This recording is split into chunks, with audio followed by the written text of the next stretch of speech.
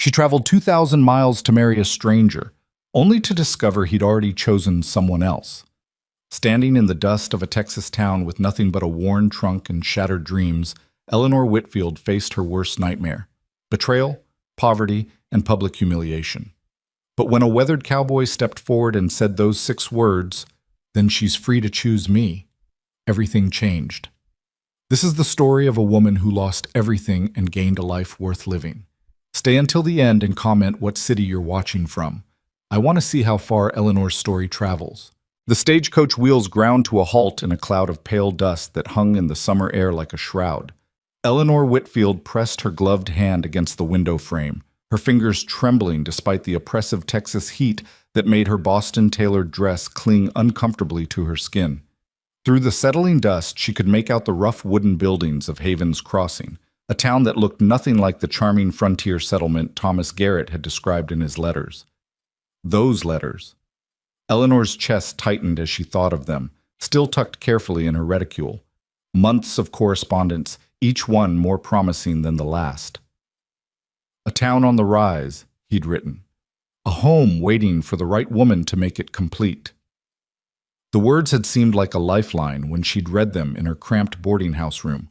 The walls closing in after Aunt Martha's death had left her truly alone in the world. "Haven's Crossing," the driver shouted, his voice gravelly and impatient. "End of the line, ma'am." Eleanor took a steadying breath and accepted the driver's weathered hand as she stepped down. Her boots, newly purchased for this journey and still stiff, touched Texas soil for the first time. Around her, the town sprawled in organized chaos. A general store with faded paint, a saloon already emanating the sour smell of whiskey despite the early hour, a church with a modest steeple, and various other establishments that spoke of a community trying to establish itself on the harsh frontier. Several townspeople had paused in their activities to watch the stagecoach's arrival. Eleanor felt their eyes on her, assessing, judging. She knew what they saw.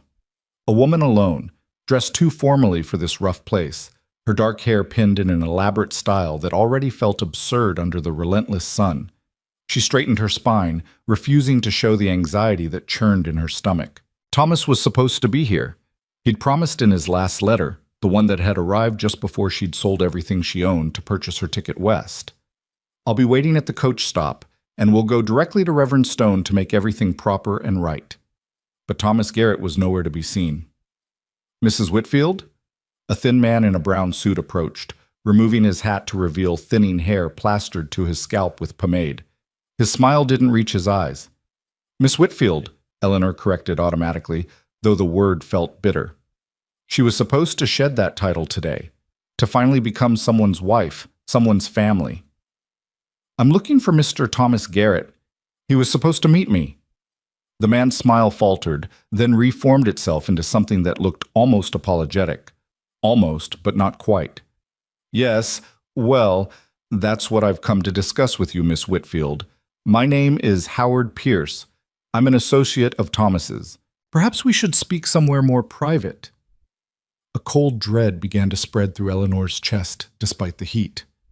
"I'd prefer to speak with Mr. Garrett directly, if you don't mind. Where is he?"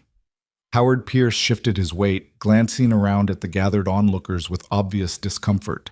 The crowd had grown larger, Eleanor noticed. Word of the mail-order bride's arrival had clearly spread fast in this small town. She could see women whispering behind their hands, men watching with expressions ranging from pity to amusement. "Mr. Garrett is indisposed at the moment," Pierce said carefully. "You see, there's been a change in circumstances." "What kind of change?" Eleanor's voice came out sharper than she intended, loud enough that several of the nearby observers leaned in to hear better. Pierce cleared his throat. "Perhaps if you'd accompany me to the hotel, we could discuss this matter in a more appropriate setting. I'm sure you're tired from your journey, and—" "Mr. Pierce." Eleanor planted her feet firmly on the dusty street. Something in his evasiveness, in the pitying looks from the townspeople, told her that whatever news he carried would only become more unbearable if she waited to hear it. "Tell me now. Where is Thomas Garrett, and why isn't he here to meet me as he promised?" The silence that fell over the street was deafening. Even the horses seemed to still, as if the whole town held its breath. Pierce's face reddened.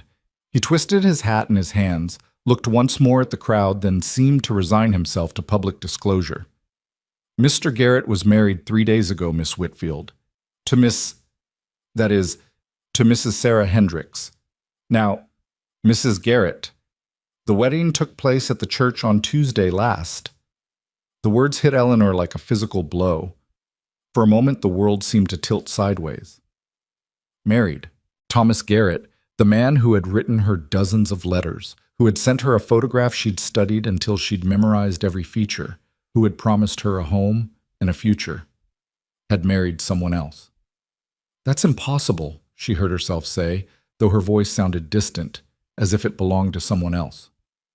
I have his letters, his promise. He sent me money for the journey. Yes, well, Pierce's discomfort was palpable now. Mr. Garrett asked me to extend his apologies for any inconvenience. He's prepared to reimburse you for your travel expenses, of course. If you'll just come to my office, we can settle the financial aspects. Inconvenience? The word burst from Eleanor's lips like a gunshot. Around her, the crowd murmured. He thinks this is an inconvenience? She became aware, suddenly and horrifyingly, that her vision was blurring. Tears. She was going to cry in front of all these strangers, in the middle of this dusty street, while they whispered and stared and pitied her. The humiliation of it crashed over her in waves. I sold everything I owned, she said, her voice breaking despite her efforts to control it. Everything. My aunt's furniture, her jewelry, her books. I have nothing left in Boston. No family, no home, no money except what's in this trunk. And he just married someone else? Without even the courtesy of a telegram. Pierce had the decency to look ashamed. Miss Hendricks, Mrs. Garrett, her family has considerable holdings in the county. The match was advantageous. I'm sure you understand how these things... No. Eleanor's hands were shaking now, trembling with a rage she'd never felt before. No, I don't understand how a man can make promises to a woman, uproot her entire life, and then cast her aside because someone with more money became available. Now, see here, Pierce began, his apologetic demeanor evaporating into indignation. Where is he? Eleanor demanded. Take me to him. If he's man enough to break his word, he can be man enough to do it to my face. That won't be possible, a new voice said, cold and sharp as a knife blade. Eleanor turned to see a woman approaching, young, blonde, wearing a dress of deep blue silk that must have cost more than everything Eleanor owned. Her face was pretty in a hard sort of way, with pale eyes that assessed Eleanor with open contempt. Mrs. Garrett, Pierce said quickly, almost stammering. I was just explaining to Miss Whitfield that my husband is not available, the woman finished. Sarah Garrett, born Hendricks, looked Eleanor up and down with a curl of her lip. And won't be. Whatever arrangements you believed you had with Thomas are null and void. He's made his choice, and it certainly wasn't some penniless orphan from back east. The crowd's murmurs grew louder. Eleanor felt each word like a slap, but she refused to look away from Sarah Garrett's triumphant face. Thomas made me a promise, Eleanor said, forcing her voice to remain steady. A binding commitment. I came here in good faith. Good faith, Sarah laughed, the sound brittle and cruel. You came here because you had nowhere else to go. Let's not pretend this was some grand romance. You wanted security, and Thomas was foolish enough to offer it, but he's come to his senses now. Sarah, perhaps we should... Pierce tried to interject, but Sarah waved him off. She might as well hear the truth from me, Sarah said. It'll be kinder than the gossip she'll hear from everyone else. She fixed Eleanor with a smile that held no warmth whatsoever. You see, Miss Whitfield, my father owns the bank in this town, and the lumber mill, and about half the rangeland in the county. When Thomas and I began our courtship 2 months ago, it became clear that we were a far more suitable match than some correspondence with a stranger. 2 months. Thomas had still been writing to Eleanor 2 months ago, assuring her of his constancy, discussing their future together, while courting the banker's daughter. But of course, we're not heartless, Sarah continued, her voice dripping with false sympathy. You've traveled all this way and you find yourself in unfortunate circumstances. I discussed the matter with Thomas, and we're prepared to offer you a position. Our household will be needing a housemaid. The pay is modest, but it includes room and board, and it would solve your immediate problem of having nowhere to go." The crowd had gone silent again. Eleanor could feel dozens of eyes on her, waiting to see how she would respond to this final humiliation. A housemaid.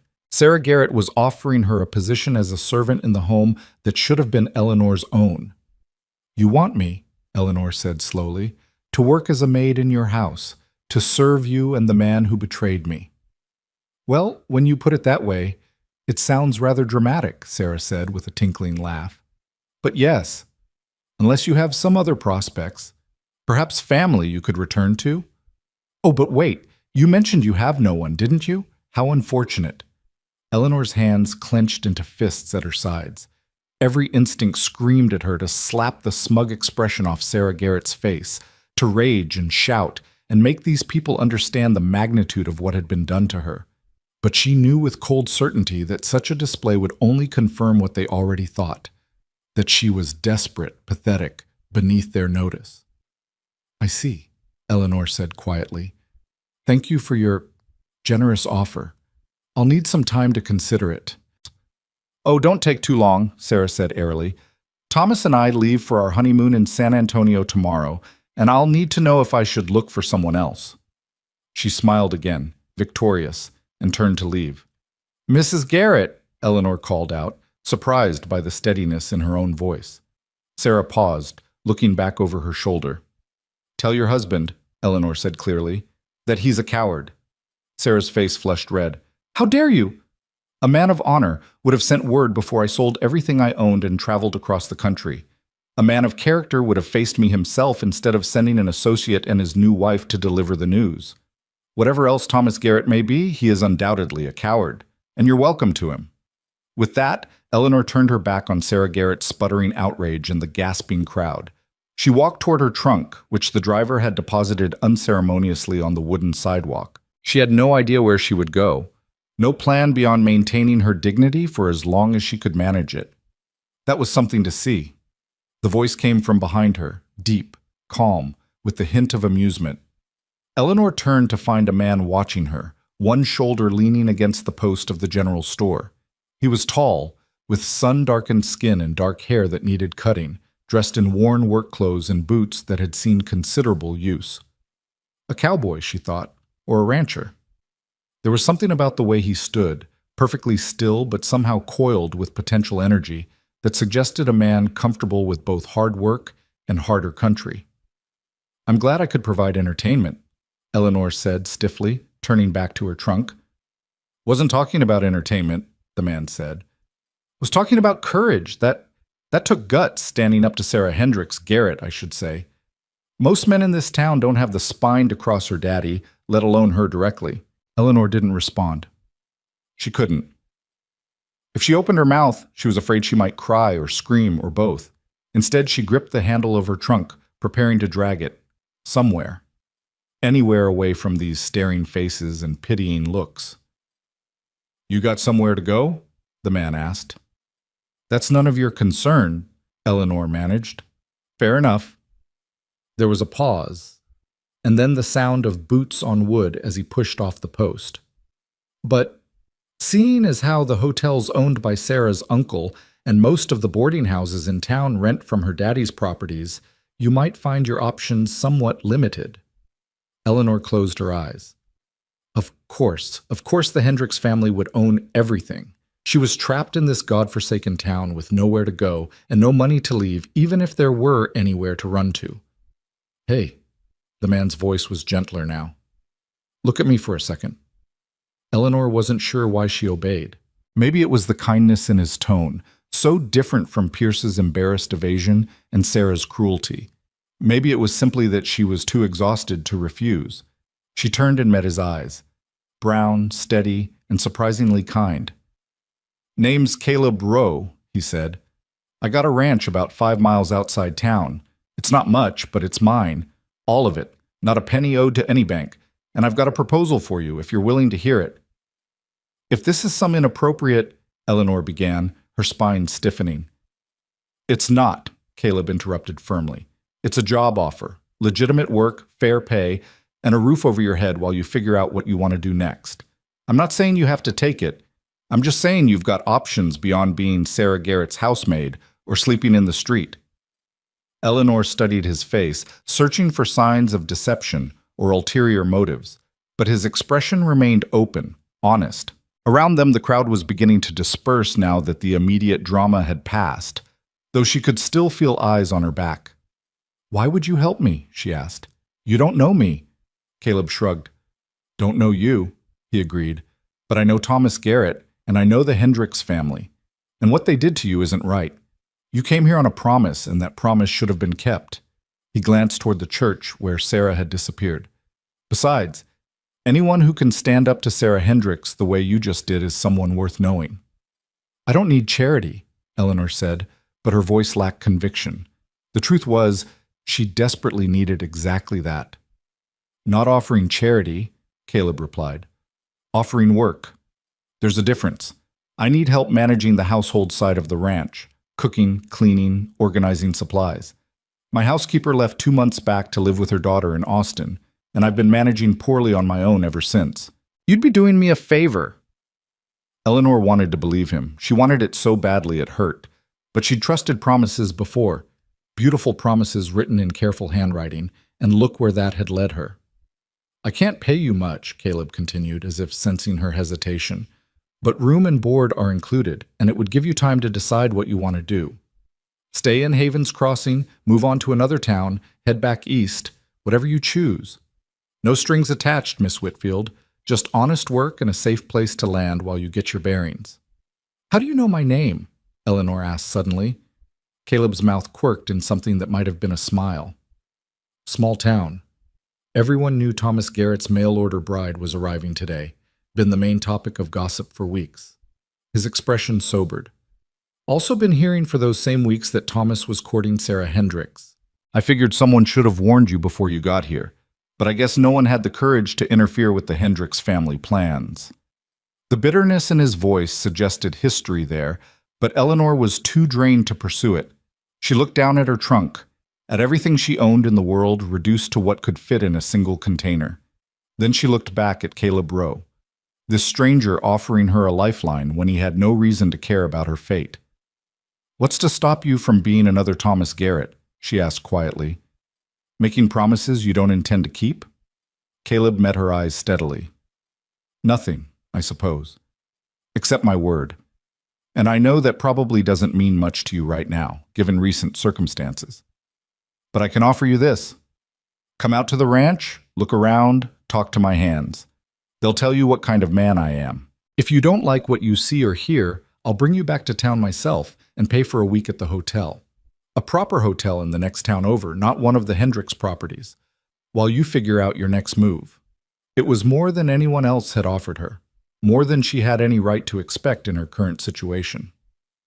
Eleanor glanced around the street one more time, at the townspeople pretending not to watch her, at the buildings owned by the family that had stolen her future, at the church where Thomas Garrett had married another woman.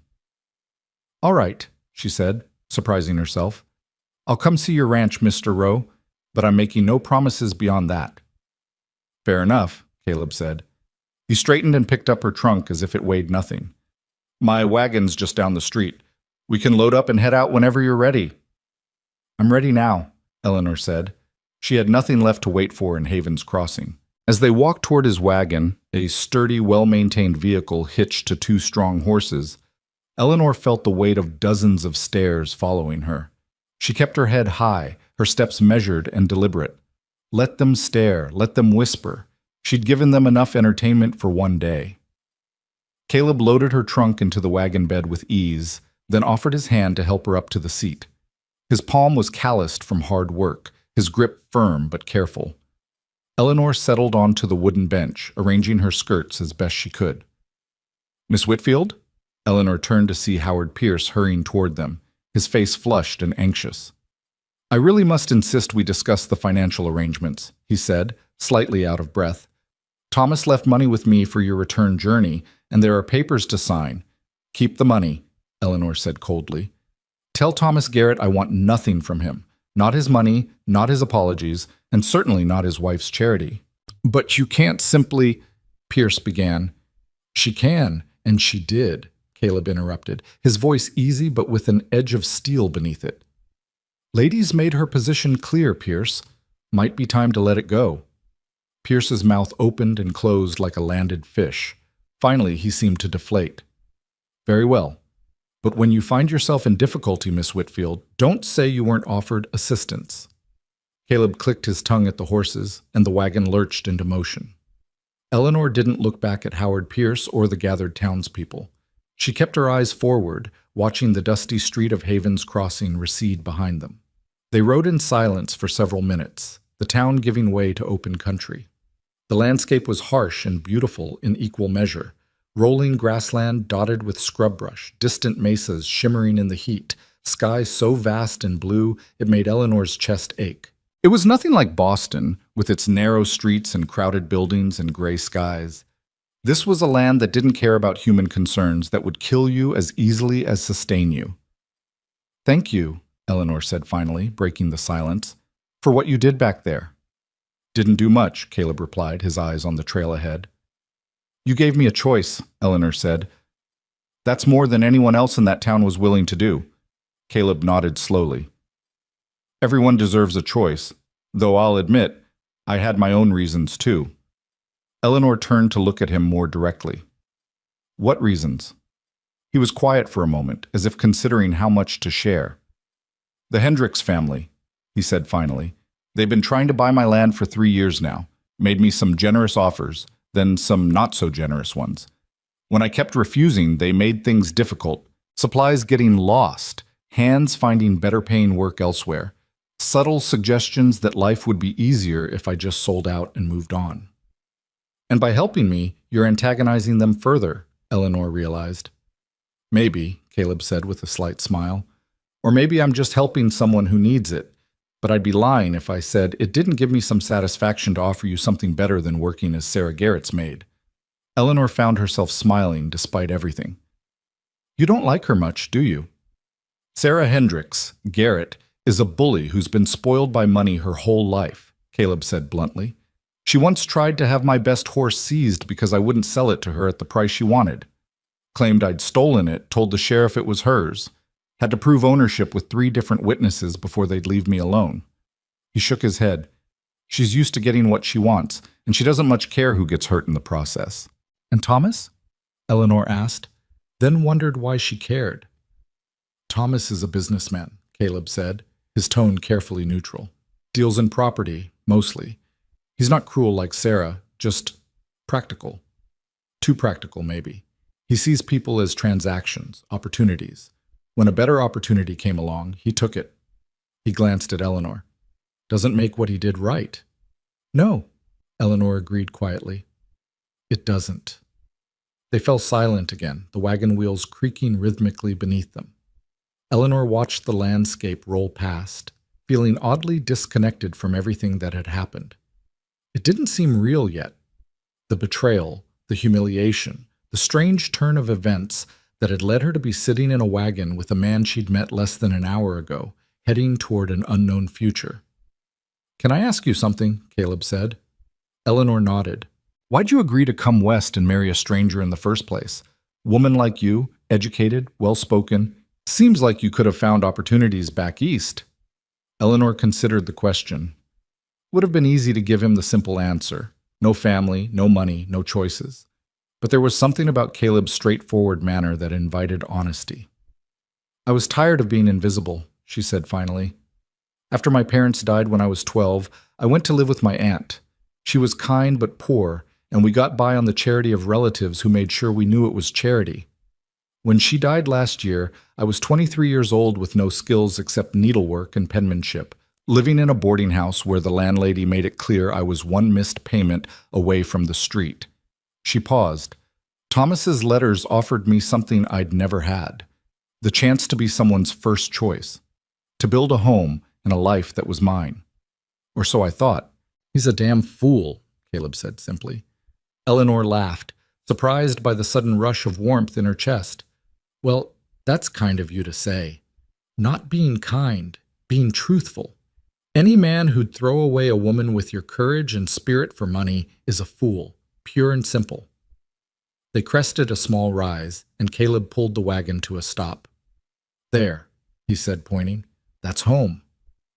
Eleanor looked where he indicated and saw a valley spreading out before them, golden grass rippling in the breeze. In the center sat a ranch house, not large or fancy, but solid and well-maintained, with a covered porch and smoke curling from a stone chimney. Behind it stood a barn, several outbuildings, and a corral where horses grazed peacefully. It was modest, practical, and somehow more appealing than any of the grand descriptions Thomas had written in his letters. It's beautiful, Eleanor said, and meant it. Caleb looked pleased. It's honest, he said. Everything you see here was built with hard work and no debt to any bank. Not as impressive as a Hendricks property, but it's mine. As they descended toward the ranch, Eleanor saw several men working near the barn. They looked up at the wagon's approach, curiosity plain on their weathered faces. That's Marcus, Diego, and old Jim, Caleb said, nodding toward them. Good men, all of them. They've been with me since I started this place.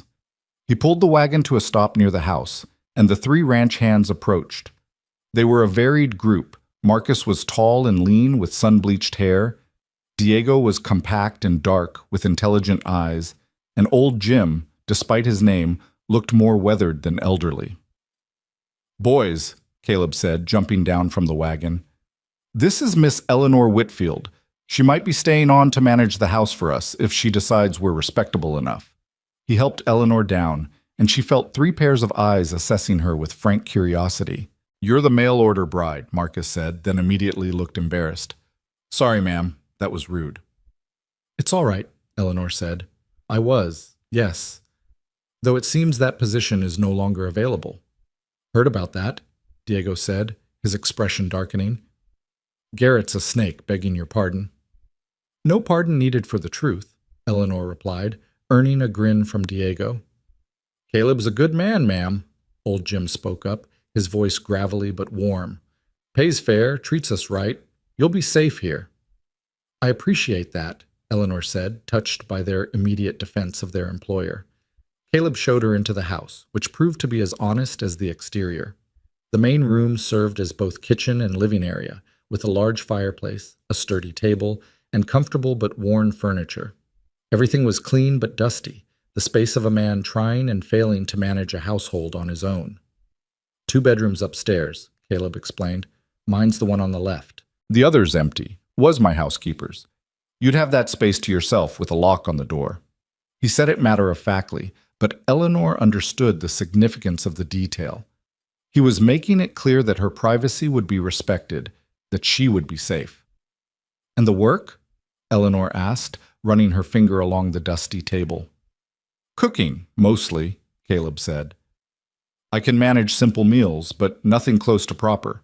Keeping the house clean, organizing supplies, maybe helping with the accounts if you're comfortable with figures. I'd pay you $15 a month plus room and board. I know it's not much. It's more than fair for housekeeping work, Eleanor interrupted. She'd made $8 a month at her boarding house in Boston, sharing a room with 2 other women. More than generous, actually. Caleb shrugged. Can't pay less than what's right just because someone's in a tight spot. That'd make me no better than Thomas Garrett.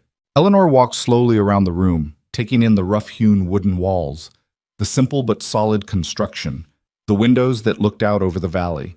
It was nothing like what she'd imagined when she'd read Thomas's letters about their future home. It was better. It was real. I'll take the position, she said, turning to face Caleb, on one condition. Name it. You let me prove myself for 2 weeks before we make any final arrangements. If at the end of that time you're satisfied with my work and I'm comfortable here, then we make it permanent. But I want the option to leave, and I want you to have the option to send me on my way if I'm not suitable. Caleb extended his hand. Deal. Though I should warn you, Miss Whitfield, once you taste my cooking, you'll probably consider staying out of self-preservation if nothing else. Eleanor shook his hand, feeling the calluses on his palm, the strength in his grip. Then I'd better get started, Mr. Rowe. What time do you normally take supper? Around 7, usually. Eleanor glanced at the angle of the sun through the window. Then I have just enough time to unpack and see what we can manage with whatever you have in your pantry. Caleb smiled, a real smile this time, warm and genuine. I'll get your trunk brought in and show you where everything is. As he headed outside to call for the hands to help with her luggage, Eleanor stood alone in the house that would be her new home, at least for the next 2 weeks. The morning's humiliation felt distant now, like something that had happened to someone else. She'd come to Texas expecting one life and found it cruelly snatched away.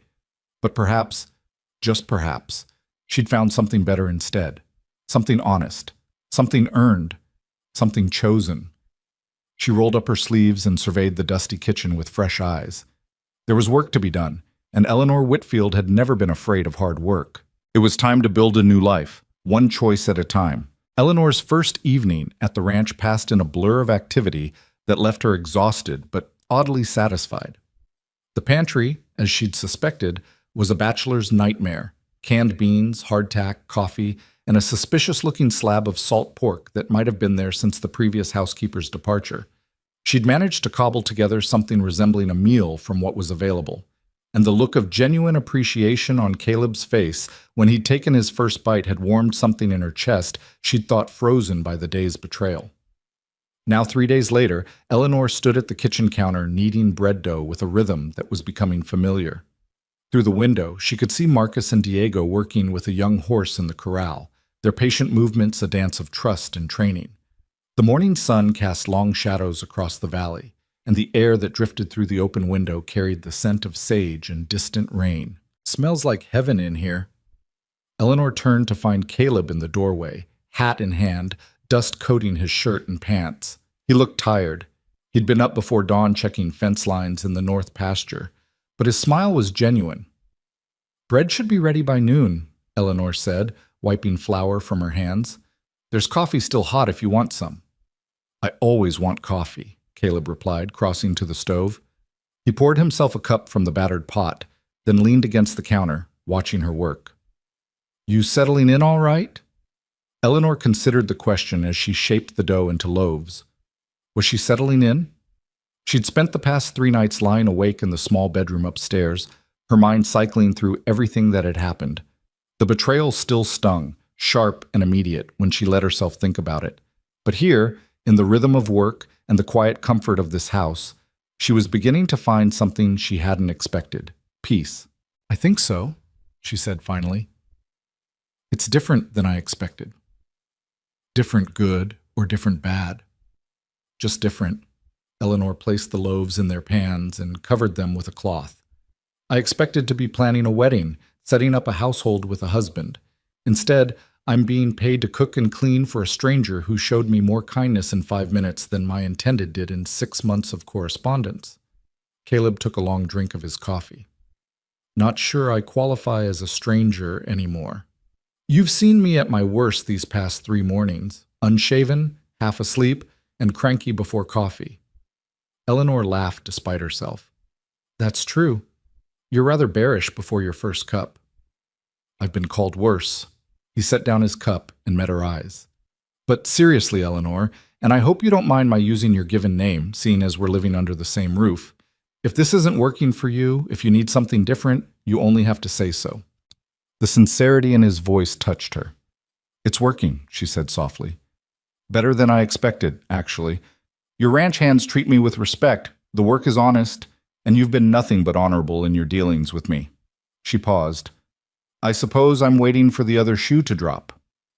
"There's no other shoe," Caleb said firmly. "What you see is what there is. A ranch that needs running, a house that needs managing, and a man who keeps his word." Before Eleanor could respond, the thunder of hoofbeats interrupted them. Caleb's expression shifted immediately, his easy manner replaced by wariness as he moved to the window. "That's trouble," he muttered.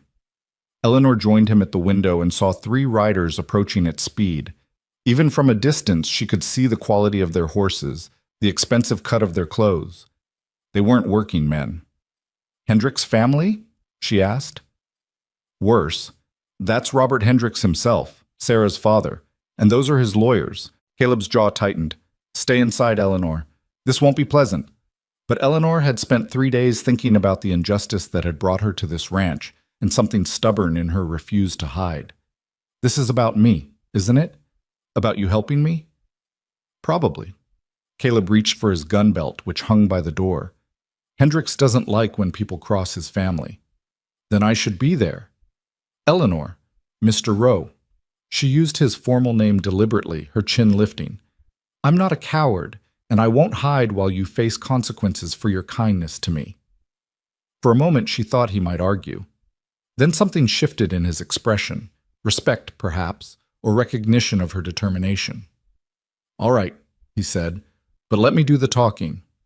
They stepped out onto the porch together just as the three riders pulled their horses to a stop. Robert Hendricks was a large man gone to fat, with a florid face and small eyes that glinted with calculation. His lawyers were thinner, sharper, like well-dressed vultures. Rowe, Hendricks said, not bothering with pleasantries. His gaze flicked to Eleanor, dismissive and cold. I see the rumors are true. You've taken in my son-in-law's cast-off.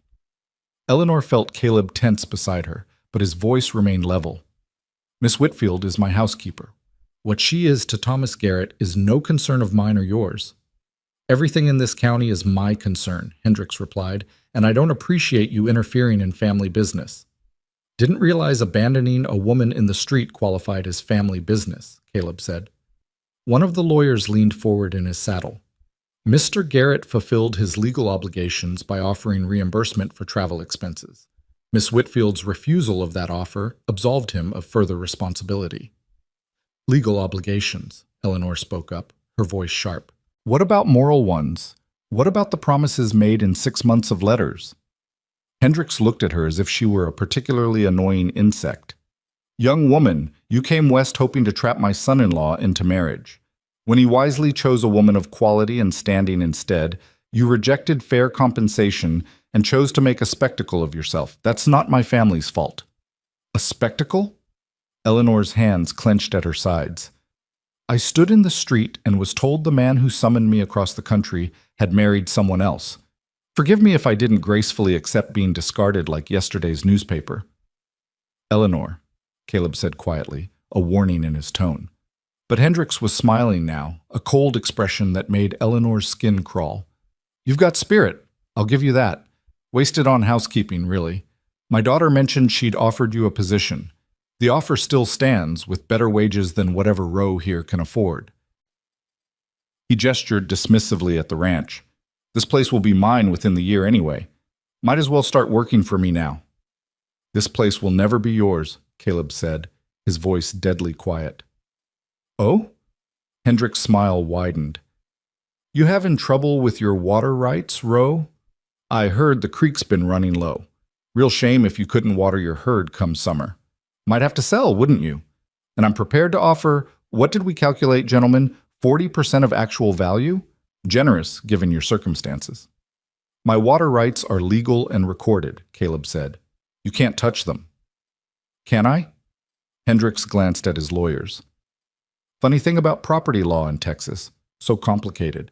So easy to find. Irregularities, when you look close enough. Especially in deeds filed by small ranchers without proper legal representation. The threat was clear. Hendricks would use his money and influence to tie up Caleb's water rights in legal challenges, bleeding him dry with lawyer fees until he had no choice but to sell. That's extortion, Eleanor said. That's business, Hendricks corrected. And you, Miss Whitfield, would do well to remember that you have no standing in this community. No family, no connections, no protection, except what Rowe here provides. And if Rowe loses his ranch, which he will, where exactly do you think you'll end up? Eleanor felt the weight of his words, the casual cruelty of a man who'd never been denied anything he wanted. But before she could formulate a response, Caleb stepped forward. You've said your piece, Hendricks. Time to leave my property. Oh, I'm leaving, Hendricks said, gathering his reins. But I'll be back when you're ready to talk business. And you will be ready, Rowe. They always are. He looked at Eleanor one more time. You too, Miss Whitfield. When this falls apart, and it will, remember that my daughter's offer is the best you're going to get, the only one, in fact. With that, he wheeled his horse and galloped away, his lawyers following. The three men disappeared in a cloud of dust, leaving Eleanor and Caleb standing on the porch in tense silence. I'm sorry, Eleanor said finally. This is my fault. If I hadn't... Stop! Caleb's voice was firm but not unkind. Hendricks has been looking for an excuse to pressure me for years. You're just the latest one. If it wasn't you, it would be something else. But he threatened your water rights, your whole ranch. He's been threatening for 3 years, Caleb said, but Eleanor could hear the worry beneath his dismissive tone. Never amounts to much. Doesn't it? Eleanor turned to face him fully. Be honest with me, Mr. Rowe. Can he really challenge your property rights? Caleb was quiet for a long moment. When he spoke, his voice was tired. My deed was filed in '73, when county records were less organized than they are now. If Hendricks wants to tie me up in legal battles, claim overlapping claims, or survey errors, he can probably do it. Might take years to resolve, but years of lawyer fees I can't afford. So he wins. Not necessarily. Caleb met her eyes. I've held this land through drought, through Comanche raids before they were moved to the reservation, through cattle fever and harsh winters. I'm not giving it up because some banker's threatening legal paperwork. Eleanor admired his determination, but she'd seen the calculating look in Hendricks's eyes. Men like that didn't make threats they couldn't back up. What will you do? Same thing I've always done. Work the land, care for the stock, and refuse to be intimidated. He managed a slight smile. Though I might need to make a trip to San Antonio, talk to a lawyer who isn't on Hendrick's payroll. See what my options actually are. When? Next week, probably. It's a 3-day ride there and back. He hesitated. You'll be all right here with Marcus and the boys? I managed to cross half a continent alone, Eleanor said dryly. I think I can survive 3 days with 3 ranch hands. Fair point. Caleb looked out over his land, his expression troubled. I built this place from nothing, Eleanor. Saved every penny, worked jobs most men won't touch, bought this land when everyone said it was worthless. And I made it work. I'll be damned if I let Hendricks take it, because his daughter married the man you were supposed to wed. The bitterness in his voice surprised Eleanor. She'd seen Caleb calm, practical, kind, but this was the first glimpse of the steel beneath his gentle manner. Tell me about it, she said impulsively. The ranch. How you built it? Caleb looked at her, startled. That's not a short story. I have time, and I'd like to understand what I'm helping you fight for. Something in her words seemed to reach him. He nodded slowly and gestured to the porch chairs. All right, but we should sit. Like I said, it's not a short story. They settled into the weathered chairs, and Caleb began to speak. His voice was measured, careful, as if he didn't often share these memories. I came to Texas in '71, he said. 16 years old, no family, nothing but the clothes on my back and a stubborn refusal to starve. Worked cattle drives for 3 years, brutal work that killed men regularly. But it paid, and I saved every cent. He smiled slightly at the memory. The other hands thought I was crazy. They'd spend their wages on whiskey and cards the first night in town. I'd buy supplies and bank the rest. Where was your family? Eleanor asked. Dead. The word was flat, final. Fever took my parents and sisters when I was 14. I tried to keep our farm in Missouri going, but I was too young, and the bank was too eager to foreclose. Lost everything. He met her eyes. So I understand what it's like to have something promised, something you thought was solid, just vanish. Eleanor felt a kinship with him then, deeper than the practical arrangement between employer and employee. They were both orphans, both survivors who'd had to rebuild from nothing. In '73, Caleb continued, I found this valley. Everyone said the land was worthless, too far from town, water rights unclear, soil too poor for farming. But I saw potential, saw it could support cattle if managed right. So I bought it for almost nothing, filed my claim, and started building. His voice grew stronger, pride creeping in. First year, I lived in a tent. Second year, a one-room shack. Built this house in '75, every plank and nail placed by my own hands. And Hendricks wants to take it all away, Eleanor said softly. Hendricks wants what he's always wanted, to control everything in this county. My land borders his on 2 sides, and there's a creek that runs through both properties. If he owned this ranch, he'd control all the water rights for miles.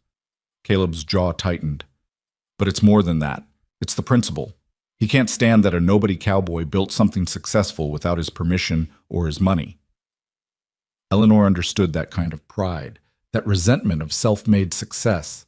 She'd seen it in Boston, the way old money looked down on new, the way inherited wealth sneered at earned prosperity. "There has to be a way to fight him," she said. "If there is, I haven't found it yet." Caleb stood, restless energy driving him to pace. "I've tried being reasonable, tried compromising, tried ignoring him. Nothing works. He just keeps pushing, finding new ways to make my life difficult." They fell silent, each lost in thought. Eleanor watched Caleb pace, saw the tension in his shoulders, the worry he tried to hide. She thought about Hendricks' threats, about the casual cruelty of a man who could destroy lives with legal paperwork and influence. She thought about Sarah Garrett, offering her a position as a maid in the home that should have been Eleanor's. She thought about Thomas choosing wealth and security over honor and promises. And she realized with sudden clarity that she was tired of being a victim of other people's choices. "I have an idea," she said slowly. Caleb stopped pacing. "What kind of idea?" Eleanor stood, her mind racing through possibilities, examining her notion from every angle. It was bold, possibly foolish, but it had a certain symmetry to it that appealed to her sense of justice. "What Hendricks wants," she said carefully, "is to pressure you into selling. He's using legal threats, sure, but he's also using social pressure. The fact that you took me in, that you're helping Thomas Garrett's rejected bride, gives him ammunition. Makes you look like a troublemaker, someone who doesn't respect the social order." "I don't much care what Hendricks thinks of me," Caleb said. "I know, but the county judge might. The land office might. When Hendricks brings his legal challenges, he'll paint you as a disruptive element, someone who doesn't belong here." Eleanor took a breath. But what if instead of being the bachelor harboring the scandalous mail-order bride, you were a married man with a respectable household? Caleb went very still. "What are you saying?" "I'm saying we get married." The words came out in a rush, and Eleanor felt heat flood her cheeks. "A practical marriage, I mean. For the ranch, for protection. It would give you respectability, give me legal standing in the community, and remove Hendricks' ability to use me as a weapon against you." For a long moment, Caleb just stared at her. Then he laughed. Not mockingly, but with genuine surprise. "Eleanor, you can't be serious." "Why not?" She forced herself to meet his eyes, to speak with more confidence than she felt. "You need a wife to strengthen your social position. I need security and protection that employment doesn't provide. It's a practical solution to both our problems." "It's insane," Caleb said, but his tone was thoughtful rather than dismissive. "It's practical," Eleanor corrected. "Look, I'm not talking about a real marriage. I mean a legal arrangement, a partnership. We'd maintain separate lives, separate—" She felt her cheeks burn hotter. "Separate everything. But on paper, to the county and to Hendricks, we'd present a united front, a proper household above reproach." Caleb moved to the porch railing, gripping it with both hands as he stared out at his land. "And what would you get out of this arrangement?" "Security," Eleanor said simply. "A name, a home, legal protection. The ability to stay in Haven's Crossing without being at the mercy of the Hendricks family or anyone else. And," she added quietly, "the satisfaction of not letting them win." "This isn't a game, Eleanor." "I know that." She moved to stand beside him. "But it's not a game for me either. I came west because I wanted a life of my own, a home I could build, a future I could shape. Thomas stole that from me. I won't let Hendricks finish the job by forcing you off your land and me back into servitude." Caleb turned to look at her, studying her face with an intensity that made her nervous. "You'd really do this? Marry a near stranger for practicality's sake?" "I was going to do exactly that 3 days ago," Eleanor pointed out. "At least I know your character now. I know you're honest, hardworking, and honorable. That's more than I knew about Thomas when I agreed to marry him." "Marriage is legally binding, Eleanor. You couldn't just leave if you changed your mind." "Neither could you," she replied, "which is why we'd need to establish clear terms beforehand. Put everything in writing. Make sure we both understand what we're agreeing to." Caleb was quiet for a long time, turning her proposal over in his mind. Eleanor waited, her heart pounding. She knew she was taking a tremendous risk. If he said no, she'd have revealed far too much about her desperation, her willingness to enter into an arrangement that proper society would find scandalous. But if he said yes, "All right," Caleb said finally, "let's say I'm considering this. What would your terms be?" Eleanor's pulse quickened. He was considering it. Separate bedrooms, for one. This would be a marriage of convenience, not that. "Agreed," Caleb said immediately. "What else?" "I'd want to contribute to the ranch beyond housekeeping. I'm good with figures, with organization. If this is to be a true partnership, I want to be a partner, not just a housekeeper with a wedding ring." Caleb nodded slowly. "I could use help with the business side. Been managing the books myself, and I'm not naturally suited to it. What else?" "If either of us finds this arrangement unbearable, we agree to discuss dissolution civilly. No recriminations, no legal battles. We part as friends if we must part at all." "That's fair." Caleb turned to face her fully. "And my terms would be these. Honesty. Always. We might be entering into a practical arrangement, but we do it with open eyes and truth between us. I won't have secrets and games under my own roof." "Agreed," Eleanor said. "And respect. For each other, for the arrangement, for what we're building together. This ranch is my life's work, Eleanor. I won't risk it on someone who doesn't take that seriously." "I take it very seriously," Eleanor said firmly. "I've lost everything once. I won't be careless with a second chance." They stood facing each other on the porch, the morning sun climbing higher, the sounds of the ranch continuing around them. Eleanor felt the weight of what they were discussing, the magnitude of the decision they were contemplating. But she also felt something else. Certainty. This was right. It was unconventional, perhaps scandalous if anyone knew the full truth, but it was honest in a way her arrangement with Thomas never had been. "There's one more thing," Caleb said quietly. "If we do this, if we actually go through with this, we do it properly. Not some rushed ceremony that looks like we're hiding something. We announce it, have a real wedding, make it clear that this is a legitimate marriage. Give Hendricks no ammunition whatsoever." Eleanor nodded. "When?" "Soon, within the week, if you're certain." Caleb searched her face. "Are you certain, Eleanor? This isn't something to rush into out of spite or desperation." Was she certain? Eleanor asked herself that question honestly. 3 days ago, she'd stepped off a stagecoach expecting one future and found it destroyed. Now she was standing on a ranch she barely knew, proposing marriage to a man she'd just met, making decisions that would shape the rest of her life. But when she looked at Caleb, at his sun-weathered face, his honest eyes, his hands scarred from years of hard work, she felt more certain than she'd ever felt about Thomas Garrett and his polished letters. "I'm certain," she said. "Are you?" Caleb extended his hand, the same gesture he'd made when offering her employment 3 days ago. But this time, when Eleanor placed her hand in his, they both knew they were sealing a different kind of bargain. "Then let's do it properly," Caleb said. "I'll ride into town tomorrow, talk to Reverend Stone.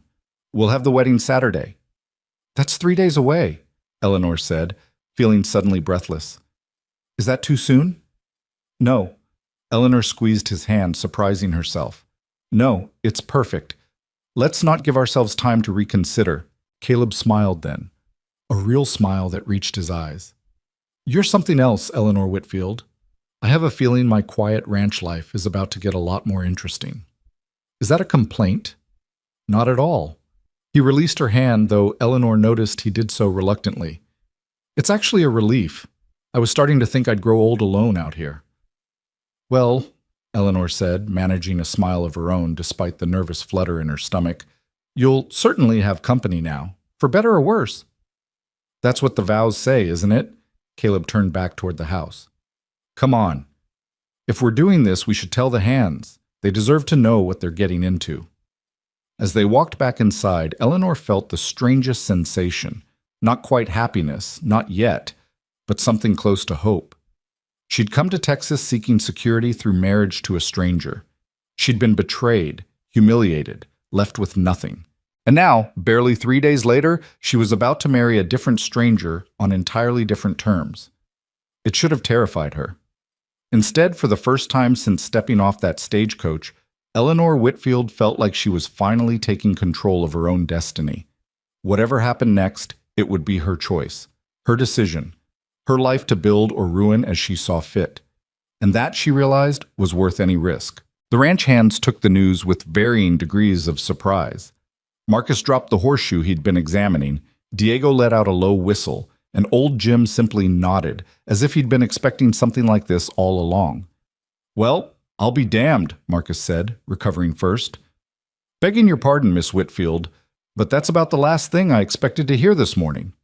"Makes sense, though," old Jim said, leaning against the fence rail. "Man can't run a ranch proper without a wife. Been saying that for 2 years now, Caleb." "And now you'll finally stop saying it," Caleb replied, but there was warmth in his voice. He'd gathered them by the corral after the noon meal, Eleanor standing beside him as they'd agreed. United front from the start. Diego studied them both with sharp eyes. "This got anything to do with Hendricks being here this morning?" Caleb didn't flinch from the question. "Some. But it's not just about that. Miss Whitfield needs security, and I need—" He paused, seeming to search for words. "A partner," Eleanor supplied quietly. "We're entering into a partnership. A marriage, yes, but also a business arrangement that benefits us both." The three men exchanged glances, some unspoken communication passing between them. Finally, Marcus spoke. "You both know what you're doing?" "We do," Caleb said firmly. "Then congratulations," Marcus said, and his smile was genuine. "When's the wedding?" "Saturday," Eleanor said. 3 days from now. It'll be simple at the church in town. You're all invited, of course." "Wouldn't miss it," Diego said. "Though I gotta say, the town's going to lose its collective mind when this gets out." He wasn't wrong. News of the impending marriage spread through Haven's Crossing like wildfire. By Thursday afternoon, when Eleanor accompanied Caleb into town to make final arrangements with Reverend Stone, it seemed every eye in the town was on them. "There she is," Eleanor heard a woman whisper to her companion outside the general store. "Bold as brass, about to marry Caleb Rowe not a week after Thomas Garrett jilted her." "Shameful," the companion agreed. "That's what comes of these mail-order arrangements. No proper courtship, no family connections, just desperation on both sides." Eleanor kept her head high and her hand steady on Caleb's arm. Let them talk. In 3 days, she'd have a name, a home, and legal standing in this community whether they approved or not. Reverend Stone, to his credit, received them with more kindness than judgment. He was an older man with gentle eyes and hands gnarled by arthritis, and he listened carefully as Caleb explained their wishes. "This is rather sudden," the Reverend said mildly. "I understood, Miss Whitfield, that you'd come to town to marry Thomas Garrett." "I did," Eleanor said, meeting his gaze steadily. "But Mr. Garrett chose a different path. Mr. Rowe has offered me an honorable alternative, and I've accepted." "And you, Caleb? You're certain about this? Marriage is a sacred covenant, not to be entered into lightly." "I'm certain, Reverend," Caleb said. "Miss Whitfield is a woman of character and strength. I'd be honored to have her as my wife." Reverend Stone studied them both for a long moment, his expression thoughtful. "Very well. I'll perform the ceremony Saturday at 2 o'clock, but I'd like to speak with you both separately first, if you don't mind. Standard practice before I marry anyone." They agreed, and Eleanor found herself alone with the Reverend in his small office, while Caleb waited outside. The room was lined with books, and a simple cross hung on the wall behind the desk.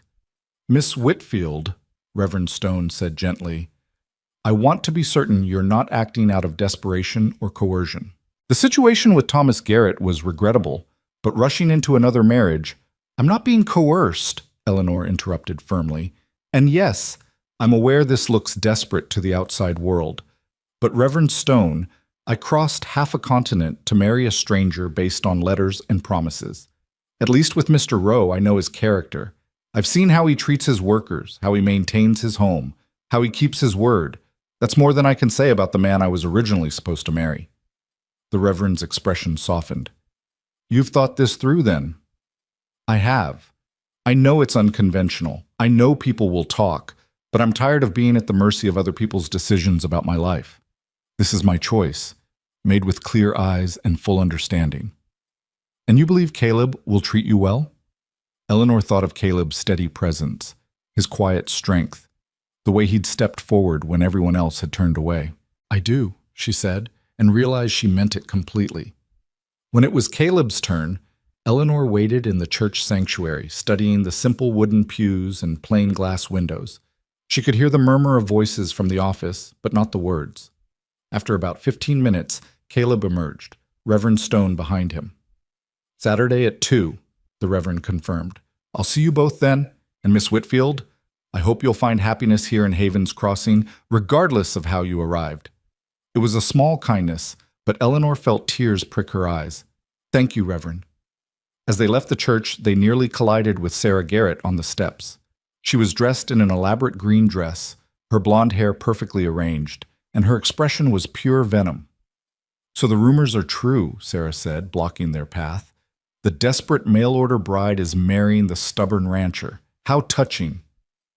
"Mrs. Garrett," Caleb said evenly, "if you'll excuse us—" "Oh, I don't think so." Sarah's eyes were bright with malice. "I think everyone deserves to know exactly what kind of woman you're marrying, Caleb. A woman so desperate for a husband that she'll accept literally anyone who offers." "That's enough," Caleb said, his voice hard, but Eleanor placed a hand on his arm. "It's all right." She looked at Sarah directly. "You're right. I am desperate, Mrs. Garrett. Desperate to build a life worth living. Desperate to marry a man of actual character instead of one who breaks his word. Desperate to never be at the mercy of people like you and your family ever again." She smiled, cold and sharp. "So yes, I'm marrying Mr. Rowe, and unlike your husband, I'm quite certain Mr. Rowe won't be looking to replace me with someone wealthier within 6 months. Sarah's face flushed red. "How dare you?" "I dare," Eleanor said quietly, "because I have nothing left to lose. You've already done your worst. You stole the man I was supposed to marry, humiliated me in front of the entire town, and offered me a position as your servant. There's nothing else you can take from me. But I can take something from you." "And what's that?" Sarah hissed. "The satisfaction of seeing me broken." Eleanor straightened her spine. "I won't break Mrs. Garrett. I won't crawl away in shame, and I won't beg for your family's approval. I'll marry Mr. Rowe, help him build his ranch, and live my life without giving you or your father a second thought. That must gall you terribly." For a moment, Sarah looked as if she might strike her. Then she seemed to collect herself, smoothing down her dress with shaking hands. "You'll regret this. My father will make certain of it." "Your father already made his threats," Caleb said. "Didn't accomplish much except waste his mourning." "We'll see about that." Sarah pushed past them, her skirt swishing angrily. "Enjoy your little ranch while you still have it, Roe. And you, Miss Whitfield, enjoy playing house while it lasts. Poverty suits you better than silk ever would." She swept down the church steps, leaving Eleanor and Caleb standing in tense silence. "You didn't have to do that," Caleb said finally. "Yes, I did." Eleanor was surprised to find she was trembling, adrenaline coursing through her. "I'm tired of her thinking she's won." Caleb looked at her with something like admiration. "You know she'll make good on those threats. Her and her father both." "I know." Eleanor took a steadying breath. "But we're not backing down, are we?" "No," Caleb said, and there was steel in his voice. "We're not." The next 2 days passed in a blur of preparation. Eleanor borrowed a dress from the previous housekeeper's things, a simple blue cotton that fit well enough with some quick alterations. She had no jewelry, no veil, nothing of the trousseau she'd carefully assembled back in Boston and sold piece by piece to fund her journey west. But she had steady hands and determination, and those would have to be enough. On Friday evening, as the sun set over the valley, Eleanor found herself standing in the small bedroom that had become hers, staring at the dress hanging on the wardrobe door. Tomorrow she would put it on and marry Caleb Rowe. Tomorrow she would become Eleanor Rowe, wife of a rancher, mistress of this modest house and the land surrounding it. A knock on the door interrupted her thoughts. "Come in," she called. Caleb entered, looking uncomfortable in the doorway. "Didn't mean to disturb you, just wanted to check if you needed anything. For tomorrow." Eleanor turned to face him. "I don't think so, unless you've changed your mind." "Have you?" She considered the question honestly. In 2 days, had anything changed? Had she discovered some hidden flaw in Caleb's character, some reason to reconsider? No. If anything, the more time she spent around him, the more she appreciated his quiet integrity, his dry humor, the way he treated everyone with respect regardless of their station. No, she said. I haven't changed my mind. Caleb nodded, seeming relieved. Good. Neither have I. He hesitated, then added, I know this isn't how you imagined things would go. When you left Boston, you probably pictured something different. I pictured a lot of things, Eleanor admitted. A romantic wedding, maybe. A husband who loved me. A gradual courtship instead of a business arrangement. She smiled slightly. But I also pictured being valued, being respected, having a partner instead of a master. And I think I'll have that with you, won't I? You will, Caleb said firmly. I promise you that. Then that's what matters. Eleanor moved to the window, looking out at the darkening valley. I've been thinking about what you said, about this ranch being your life's work. I want you to know I understand that. I'll do everything I can to help protect it. I know you will. Caleb joined her at the window. And I want you to know that this might be starting as a practical arrangement, but I take marriage seriously. The vows we make tomorrow, I'll keep them, Eleanor. All of them. Eleanor felt warmth spread through her chest. So will I. They stood together in companionable silence, watching the last light fade from the sky. Tomorrow would bring change, would alter the course of both their lives irrevocably. But standing there in the quiet evening, Eleanor felt a peace she hadn't known in months, maybe years. I should let you rest, Caleb said finally. Tomorrow's going to be a long day. Caleb? Eleanor said as he turned to leave. Yes? Thank you. For giving me a choice, for seeing me as a partner instead of a burden or a conquest. It means more than I can say. Caleb's expression softened. You're welcome. Though I should probably be thanking you.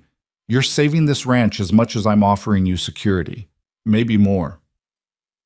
After he left, Eleanor sat on the narrow bed and let herself feel the full weight of what was coming. Tomorrow she would marry a man she barely knew, bind herself legally and socially to his fate. It was reckless, possibly foolish, definitely unconventional. But it was also honest in a way her arrangement with Thomas never had been. There were no false promises here, no romantic illusions to shatter.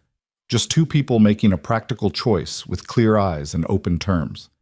She thought about Thomas Garrett, probably asleep in his marriage bed beside Sarah, enjoying the wealth and connections his new wife had brought him. Did he ever think about the woman he'd abandoned? Did he feel any guilt for the promises he'd broken? Eleanor hoped not. She hoped he never thought of her at all, because she was done thinking of him. Tomorrow she would become someone new, someone stronger.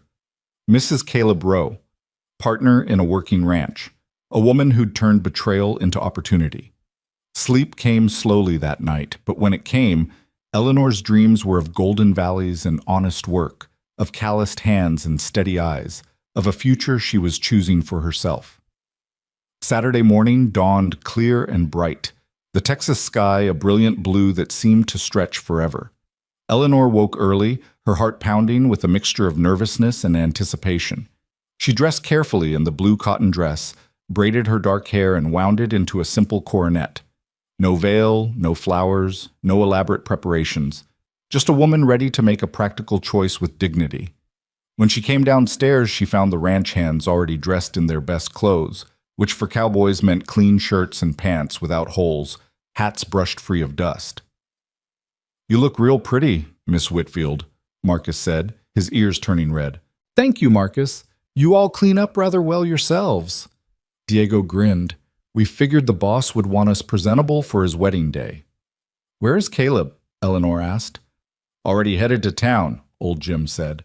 Wanted to make sure everything was ready at the church. Said to tell you we'd all ride in together. So Eleanor found herself riding toward Haven's Crossing in the ranch wagon, surrounded by 3 cowboys who were doing their best to keep her spirits up with jokes and stories. The closer they got to town, the more her nervousness grew. This was really happening. In less than an hour, she would be married. The church was already filling when they arrived. Eleanor was surprised to see so many people, Townspeople who'd watched her humiliation just days ago, now gathering to witness her wedding. Some faces showed genuine goodwill, others obvious curiosity, and a few undisguised judgment. The Hendricks family pew was conspicuously full. Robert Hendricks sitting like a brooding thundercloud. Sarah beside him, looking furious. Caleb was waiting near the altar, dressed in a dark suit that looked new. When he saw Eleanor, his expression shifted into something warm and reassuring. He offered his arm as she approached, and she took it gratefully. "Ready?" he murmured. "Ready," she confirmed. Reverend Stone stood before them, his weathered face kind. "Dearly beloved," he began, and Eleanor felt the reality of the moment settle over her. "We are gathered here today to join this man and this woman in holy matrimony." The words of the ceremony washed over her, familiar phrases about love and honor, commitment and faith. When it came time for the vows, Caleb's voice was steady and clear. "I, Caleb James Rowe, take you, Eleanor Marie Whitfield, to be my lawfully wedded wife, to have and to hold from this day forward, for better or for worse, for richer or for poorer, in sickness and in health, until death do us part." Then it was Eleanor's turn. She looked into Caleb's brown eyes and spoke the words that would bind them together. "I, Eleanor Marie Whitfield, take you, Caleb James Rowe, to be my lawfully wedded husband, to have and to hold from this day forward, for better or for worse, for richer or for poorer, in sickness and in health, until death do us part." "Do you have rings?"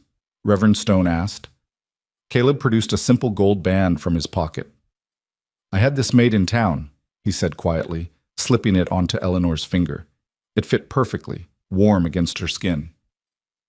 "By the power vested in me by the state of Texas," Reverend Stone said, "I now pronounce you man and wife. You may kiss the bride." Caleb looked at Eleanor, a silent question in his eyes. She nodded slightly, and he leaned in to press a brief, chaste kiss to her lips. It was over in seconds, more formal than romantic, but Eleanor felt it all the way to her toes. "Ladies and gentlemen," Reverend Stone announced, "I present to you Mr. and Mrs. Caleb Rowe." The congregation applauded, some enthusiastically, some politely. Eleanor saw Sarah Garrett's face twisted with rage and disbelief. She saw Robert Hendricks' calculating expression. But she also saw genuine smiles from the ranch hands, kindness from a few townspeople. And when she looked at Caleb, she saw satisfaction and something that might have been relief. They'd done it. Against all expectations, despite all the judgment and gossip, they'd actually done it. As they walked back down the aisle together, Eleanor heard the whispers starting. "Married the help, did she? Desperate times, I suppose. Wonder how long this'll last." But there were other voices, too. "Good for them, I say. Caleb's a good man. She could do worse. Takes courage to start over like that." Outside the church, Diego let out a whoop that startled a nearby horse. "Congratulations, boss, Mrs. Rowe."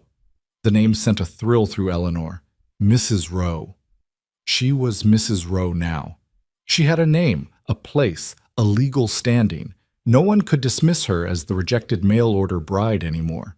She was a married woman, a rancher's wife, with all the respect and rights that came with it. "Thank you, Diego," she said, smiling genuinely for the first time all day.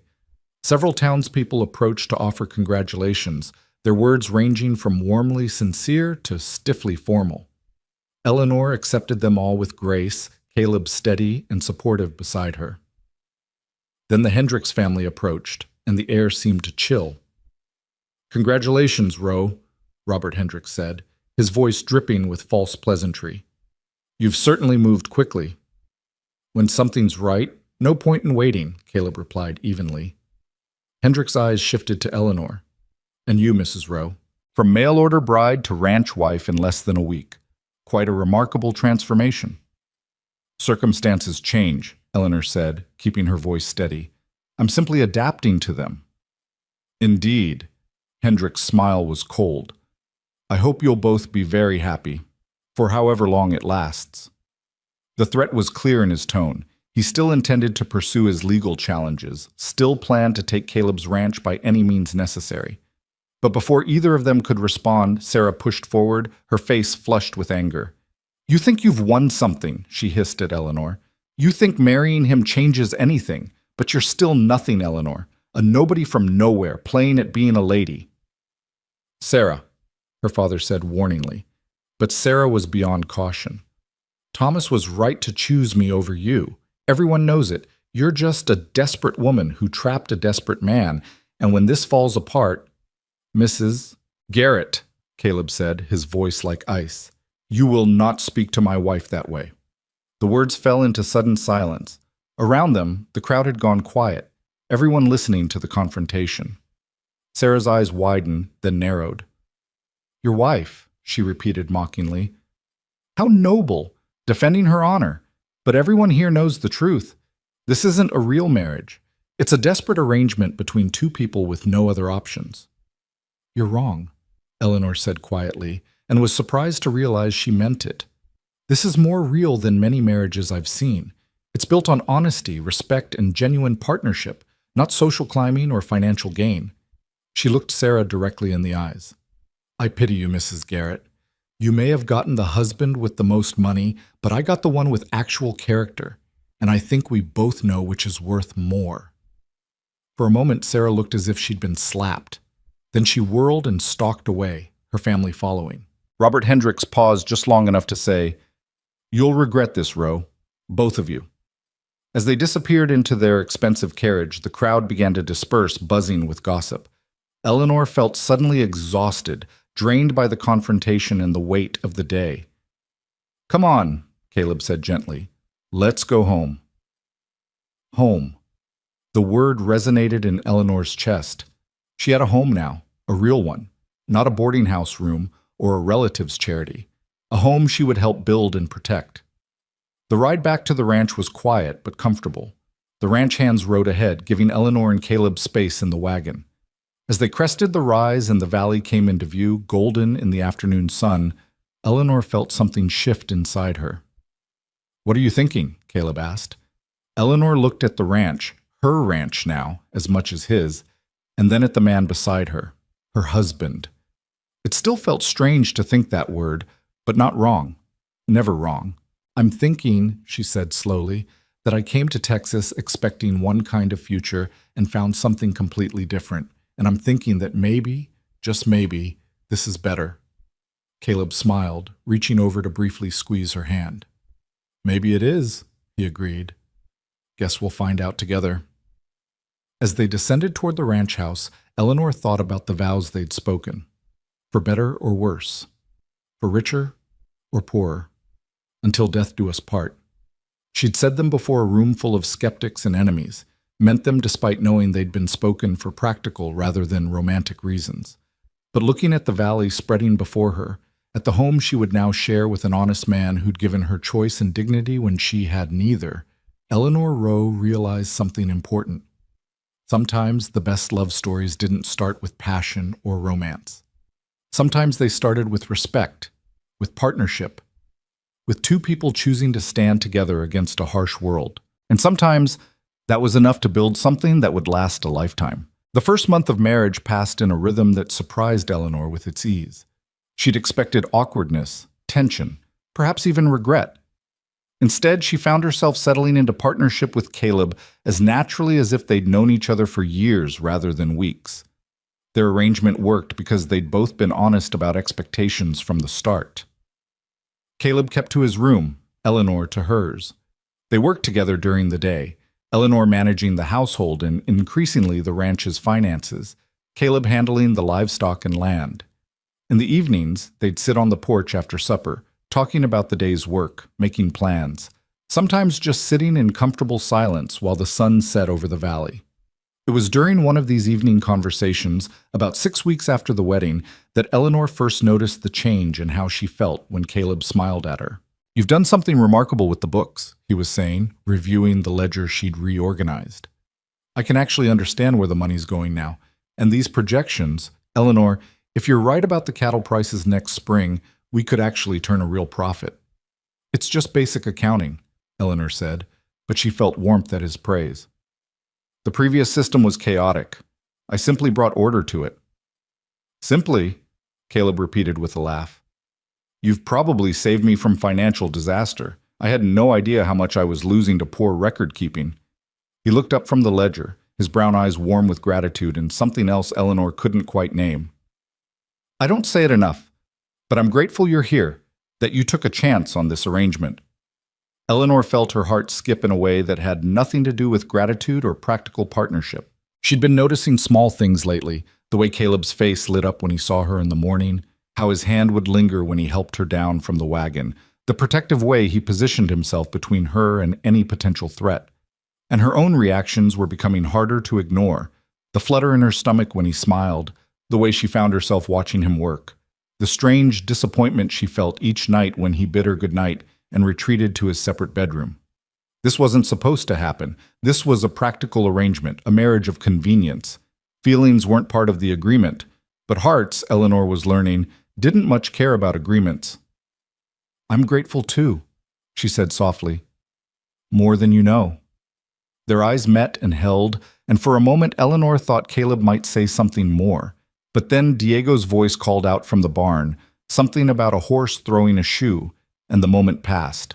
The following week brought trouble, just as Robert Hendricks had promised. An official-looking man arrived at the ranch with papers, legal documents challenging Caleb's water rights, claiming survey errors and overlapping claims dating back to the original land grant. The man's name was Mitchell, and he had the cold efficiency of a professional who'd done this many times before.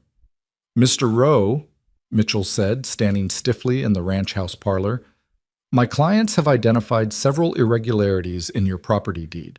Specifically, the water rights to the creek that runs through this property may actually belong to the adjacent Hendricks holdings, based on original territorial surveys from 1868. Caleb's face was stone. My deed is legal and recorded with the county. Water rights were clearly specified when I purchased this land in '73. Perhaps, Mitchell said with a thin smile. But the survey on which your deed is based appears to have been conducted by an unqualified surveyor. The Hendricks family has commissioned a new survey by a certified territorial surveyor, and the results suggest your property line, and thus your water rights, may be significantly different than you believe. Eleanor watched from the doorway, her hands clenched in her apron. This was exactly what Hendricks had threatened, using legal technicalities to undermine Caleb's legitimate claim to his own land. This is harassment, she said, stepping forward. Everyone in this county knows the Hendricks family has been trying to acquire this property for years. Now they're using legal manipulation to accomplish what they couldn't do through honest purchase. Mitchell turned his cold gaze to her.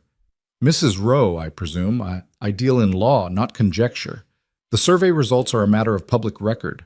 If your husband wishes to contest them, he's welcome to hire his own surveyor and present his findings in court. He placed a stack of papers on the table.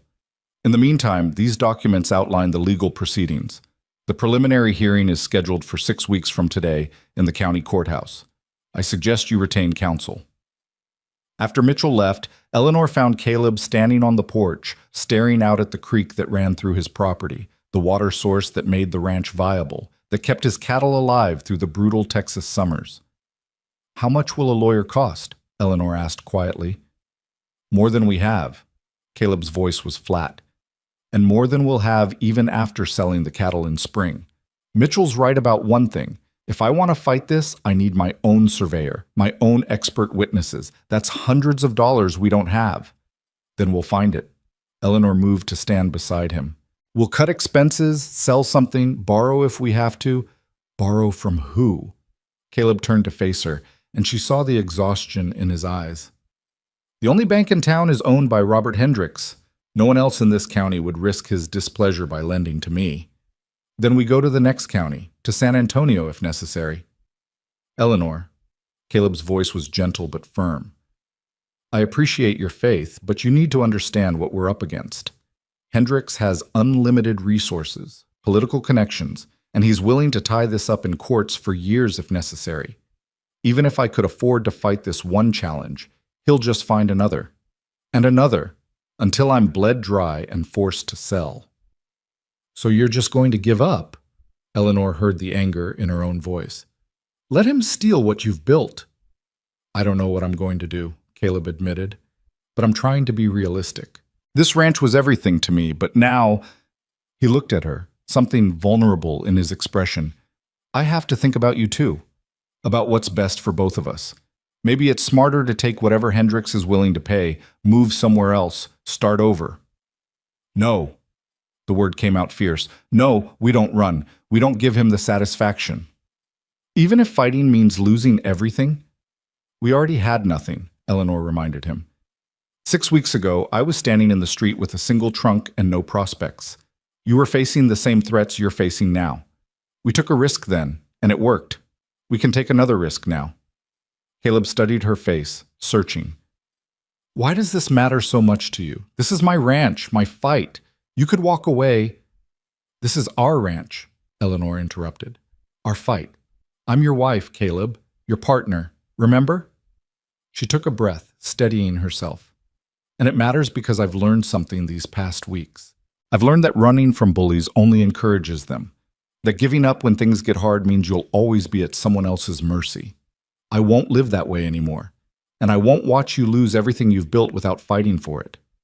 Something shifted in Caleb's expression. Surprise, respect, and something warmer that made Eleanor's breath catch. You really mean that? I do. Eleanor reached out and took his hand, feeling the familiar calluses, the strength in his fingers. So let's figure this out. Together. That night, they sat at the kitchen table until well past midnight, going through every option.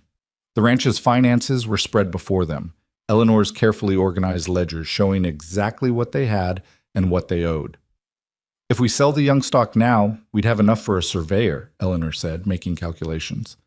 It would hurt our breeding program, but we'd have no income next spring, Caleb finished. Which means no way to pay a lawyer even if the survey's in our favor. What about the land itself? Could you mortgage part of it? Not through Hendrix Bank, and they're the only option locally. They fell silent, staring at the numbers that wouldn't add up to salvation no matter how they arranged them. There might be one option, Caleb said slowly, but you're not going to like it. Eleanor looked up. Tell me. Before I bought this ranch, I worked cattle drives. Dangerous work, but it pays well for men willing to risk it. There's a major drive leaving from Dallas in 3 weeks, heading to Wyoming. They're always looking for experienced hands. If I signed on, I could make enough in 2 months to cover the surveyor and maybe even a lawyer. 2 months? Eleanor felt something cold settle in her stomach. You'd be gone for 2 months? Give or take. The trail's about 1,000 miles, and drives average 12 miles a day in good conditions, plus time on either end for organization and sale. Caleb met her eyes. I know it's not ideal, and I know it means leaving you to manage the ranch alone. But Eleanor, it's the only way I can see to raise the money we need. Eleanor's mind raced through the implications. 2 months alone on the ranch with just the hired hands. 2 months of managing everything herself. 2 months without Caleb's steady presence, his quiet strength, his evening conversations on the porch. When had he become so essential to her peace of mind? It's dangerous, she said. Cattle drives, rivers to cross, stampedes, storms. Men die on those trails. Some do, Caleb admitted, but I've done it before. I know what I'm doing. Before you had something to lose, Eleanor's voice was sharper than she intended. Before you had a ranch to come home to. A wife. The word hung between them, heavy with implications neither had fully acknowledged. Eleanor, Caleb said softly, if I don't go, we'll lose the ranch anyway. At least this way we have a fighting chance. She knew he was right. Hated it, but knew it. When would you leave? Next week. I'd need to get to Dallas, sign on with the outfit, help with the preparations. 1 week. Eleanor had 1 week before Caleb left for 2 months of dangerous work, all because she'd pushed him to fight instead of accepting defeat. Then we'd better make the most of the time we have, she said, forcing her voice to stay steady. You'll need supplies, proper gear, and we should write up clear instructions for Marcus and the others about managing things while you're gone. You'll be the one managing, Caleb said. Marcus and the boys will take direction from you. I'll make that clear before I leave. The idea should have terrified Eleanor, being responsible for the entire ranch operation. Instead, she felt a fierce determination rising. Then you'd better teach me everything I need to know in the next 7 days. And he did. From dawn to dusk, Caleb walked Eleanor through every aspect of ranch management. How to check the cattle for disease, how to spot a fence that needed repair, how to manage feed supplies, how to negotiate with suppliers in town. Marcus, Diego, and old Jim pitched in, teaching her the subtleties of horse care, the signs of changing weather, the rhythms of ranch life she'd only observed before. "You're a quick study," old Jim said on the fourth day, watching Eleanor successfully treat a horse's minor injury. "Most ranch wives don't bother learning this side of things." "Most ranch wives probably had proper courtships and time to adjust," Eleanor replied, washing her hands in a bucket. "I'm learning everything at once out of necessity." "Seems to me you're doing more than just learning," Diego observed. "You're actually good at this. Got the instincts for it."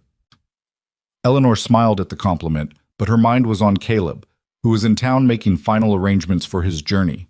He'd been gone since dawn, and she found herself watching the road, waiting for his return with an eagerness that had nothing to do with practicality.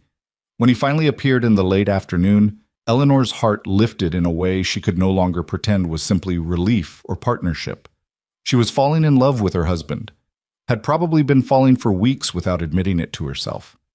The realization should have frightened her. This wasn't part of their agreement. They'd promised each other a practical arrangement, nothing more. But standing there watching Caleb ride toward her, seeing the smile that crossed his face when he spotted her, Eleanor couldn't bring herself to regret feelings that made her feel more alive than she had in years. "Everything set?" she asked as he dismounted. "All arranged. I leave Sunday morning." 3 days. They had 3 days left. That evening they sat on the porch as usual, but the conversation was different, more personal, more honest, as if the approaching separation had stripped away the last pretenses between them. "I'm scared," Eleanor admitted, watching the stars emerge in the darkening sky. "Not of managing the ranch. I know I can do that. I'm scared something will happen to you." "I'll be careful," Caleb promised. "You can't promise that. You can't control river crossings or stampedes or accidents." Eleanor turned to look at him. "And if something happens to you, She stopped, uncertain how much to reveal. "You what?" Caleb's voice was soft, encouraging. Eleanor took a breath. "I realized something this week. This arrangement we made, this practical marriage, somewhere along the way it became more than that, at least for me." She met his eyes. "I care about you, Caleb. More than I should, probably. More than our agreement called for." For a long moment, Caleb was silent. Then he reached over and took her hand, his thumb stroking gently across her knuckles. "Eleanor, I need to tell you something I should have said before now." Her heart hammered against her ribs. "What?" "When I proposed this marriage, I told you it was practical, a business arrangement to help us both. And that was true. But it wasn't the whole truth." Caleb took a breath. "The truth is, from the moment I saw you standing in that street, refusing to be broken by what Thomas Garrett had done, I was drawn to you. Your courage, your spirit, your refusal to accept defeat. I told myself it was just respect, just recognition of someone with backbone. But these past weeks, living with you, working beside you, watching you transform this house into a real home," he paused, seeming to search for words. "Eleanor, this stopped being just practical for me weeks ago. I just didn't know if you felt the same, and I didn't want to pressure you or make you uncomfortable." Eleanor felt tears prick her eyes. "You felt the same? This whole time?"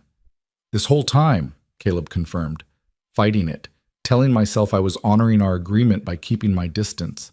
"But it's been killing me, Eleanor, going to my separate room every night, keeping this wall between us when all I want—" He stopped. "What do you want?" Eleanor's voice was barely a whisper. Caleb stood, drawing her up with him. "I want this to be a real marriage, not just on paper, not just for show. I want to come home from this cattle drive to a wife who wants me as much as I want her. I want to build a life with you, Eleanor, a real life, with all that entails." "Yes," Eleanor breathed. "Yes, I want that too." And then Caleb was kissing her, not the brief formal kiss they'd shared at their wedding, but a real kiss full of longing and promise and barely restrained passion. Eleanor melted into him, feeling 6 weeks of careful distance, dissolve in an instant. When they finally broke apart, both breathing hard, Caleb rested his forehead against hers. "I need to go on this drive," he said. "We need that money. But when I come back—" "When you come back," Eleanor finished, "we start our marriage over, properly this time." "Properly," Caleb agreed, smiling, "though I have to say we've done pretty well with improper so far." Eleanor laughed, giddy with relief and happiness, and the simple joy of knowing her feelings were returned. "We have, haven't we?" They stood wrapped in each other's arms as the stars wheeled overhead, and for the first time since she'd stepped off that stagecoach in Haven's Crossing, Eleanor felt completely, perfectly happy. The next 2 days passed too quickly. Eleanor threw herself into final preparations, making sure Caleb had everything he needed for the journey: proper clothes, medical supplies, dried food to supplement whatever the drive outfit provided. She found herself touching him constantly, straightening his collar, brushing dust from his shoulder, any excuse to maintain physical contact now that they'd finally acknowledged what was between them. Sunday morning came gray and overcast, threatening rain. Caleb's horse was saddled, his supplies packed. The ranch hands gathered to see him off. "You take care of things," Caleb told Marcus, "and you take your orders from Mrs. Rowe. She's in charge while I'm gone. Any problems, any troubles, you deal with her first." "Yes, boss," Marcus said, but he was smiling. They all knew Eleanor was more than capable. Caleb turned to Eleanor, and she saw her own emotions reflected in his eyes. Reluctance to leave, fear of the separation, determination to do what was necessary. 2 months, he said. 2 months, Eleanor repeated. "And then you come home to me." "I will." Caleb pulled her close, holding her tight. "I promise you, Eleanor, I will come home." He kissed her then, deep and thorough, and Eleanor didn't care that the ranch hands were watching. Let them see that this was a real marriage, built on real feeling. Finally, Caleb pulled away and mounted his horse. "I love you," he said, the words simple but weighted with meaning. "I should have said it sooner, but I'm saying it now. I love you, Eleanor Rowe." "I love you too," Eleanor said, tears streaming down her face. "Come back to me, Caleb." "Always," he promised. And then he was riding away, and Eleanor stood watching until he disappeared over the rise, her hand pressed against her chest where her heart ached with love and fear and hope. The first week of Caleb's absence was the hardest. Eleanor threw herself into work, managing the ranch with fierce determination. But at night, alone in the house, she felt his absence like a physical pain. She found herself wearing one of his shirts to bed, just to have his scent close. The second week brought the preliminary hearing with Hendrick's lawyers. Eleanor attended, dressed in her best dress, and listened while they presented their falsified survey results and legal arguments. The judge, who Eleanor suspected was in Hendrick's pocket, scheduled a full hearing for 6 weeks later. "Your husband isn't here to defend his interests," the judge noted. "That could be viewed as abandonment of claim." "My husband is working to earn money to properly defend his legal interests," Eleanor replied firmly. "He'll be present at the full hearing." Outside the courthouse, she came face to face with Robert Hendricks. "Mrs. Rowe," he said, his smile cold. "Where's your husband?" Couldn't face the consequences of his stubbornness. "My husband is working," Eleanor said, "and when he returns, we'll fight your fraudulent claims in court and win." Such confidence. I admire that. Hendricks leaned closer. "But confidence doesn't change facts, Mrs. Rowe. That ranch will be mine. The only question is how much suffering you endure before accepting the inevitable." He paused. "Of course, if you were to convince Caleb to sell now, before this gets more expensive and messy, I could be persuaded to offer a fair price. Certainly more than the ranch will be worth after months of legal fees." "The ranch isn't for sale," Eleanor said. "Not now, not ever." "We'll see," Hendricks replied. "We'll see." Eleanor rode back to the ranch seething with anger, but also with determination. She wouldn't let Hendricks win. She'd hold things together until Caleb returned, and then they'd fight properly. The third week brought a severe summer storm. Thunder rolled across the valley, lightning split the sky, and rain came down in sheets. Eleanor worked alongside Marcus and the others, moving cattle to higher ground, securing buildings against the wind, checking and rechecking that everything was battened down. In the midst of it all, lightning struck a tree near the barn, and suddenly fire was licking at the wooden structure despite the rain. Eleanor ran toward it without thinking, joining the bucket brigade the men had already formed. "Mrs. Rowe, get back!" Diego shouted. "It's too dangerous!" But Eleanor had 6 horses trapped in that barn and 2 months' worth of hay they couldn't afford to lose. She wasn't backing down. They fought the fire for 3 hours, soaking wet and exhausted, until finally the flames were out. The barn was damaged but not destroyed. The horses were safe. And Eleanor stood in the rain-soaked yard, covered in soot and ash, feeling more alive than she had in weeks. "You're crazy," Marcus said, but there was admiration in his voice. "Boss is going to kill us for letting you run toward fire." "Boss is going to be grateful we saved his barn," Eleanor corrected. Then she smiled. "But maybe we don't mention the fire in our next letter." The weeks continued to pass in a blur of work and worry. Eleanor wrote to Caleb every week, sending letters to the trail stops she knew the drive would pass. She told him about the ranch, about the legal battles, about missing him with an intensity that surprised her. She didn't tell him about the fire, or the depth of Hendrik's harassment, or how scared she was some nights lying alone in their house. And then, in the 7th week, a letter finally arrived from Caleb. Eleanor's hands shook as she opened it. "My dearest Eleanor," the letter began, and Eleanor's eyes filled with tears at those simple words. "The drive is going well, though it's every bit as brutal as I remembered. We've crossed 2 rivers, survived 1 stampede, and lost 3 head to various mishaps. But the herd is strong, and the weather has mostly cooperated. We should reach Wyoming within 3 weeks, and then I can start the journey home to you.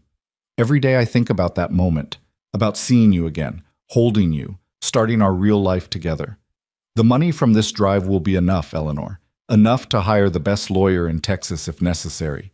Enough to fight Hendricks properly. We're going to win this. But more importantly, I'm coming home. To you. To our ranch. To the life we're building together. I love you more than I can express in a letter.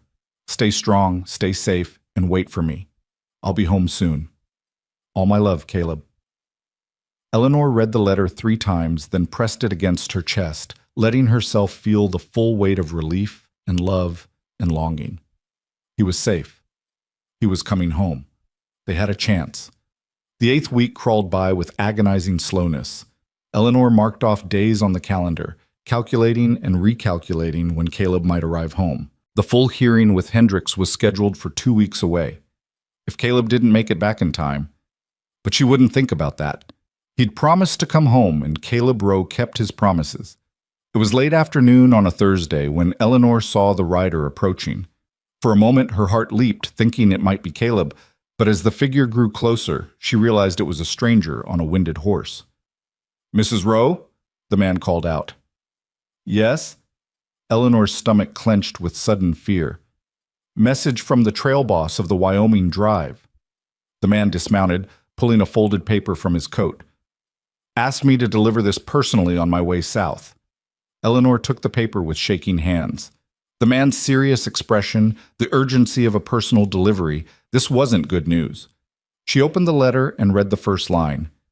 "Mrs. Rowe, I regret to inform you that your husband was injured during a river crossing." The world seemed to tilt sideways. Eleanor gripped the porch railing, forcing herself to keep reading. Caleb had been swept downstream during a difficult crossing, struck his head on rocks, been unconscious for 2 days. He was alive but hurt, recovering in a small town called Cedar Ridge about 300 miles north. The drive had gone on without him, but the trail boss had left money for a doctor and written this letter. "Ma'am?" the messenger asked. "You all right?" "How bad is he?" Eleanor managed to ask. "The injuries?" "Letter says he woke up, so that's good, but head injuries are tricky. Trail boss thought you'd want to know." 300 miles. Caleb was 300 miles away, injured and alone. And she was here, helpless, with a ranch to run and enemies circling. "Thank you," Eleanor said mechanically. "Can I offer you food? Water for your horse?" After the messenger left, Eleanor stood alone on the porch, holding the letter and trying to decide what to do. Every instinct screamed at her to leave immediately, to ride north and find Caleb. But the hearing was in 2 weeks. The ranch needed managing, and 300 miles was at least a week's journey, maybe more. Marcus found her standing there as the sun began to set. "Mrs. Rowe? You look like you've seen a ghost." "Caleb's hurt," Eleanor said, her voice hollow. "River crossing. He's alive but injured, stuck in some town called Cedar Ridge." Marcus's face paled. "How bad?"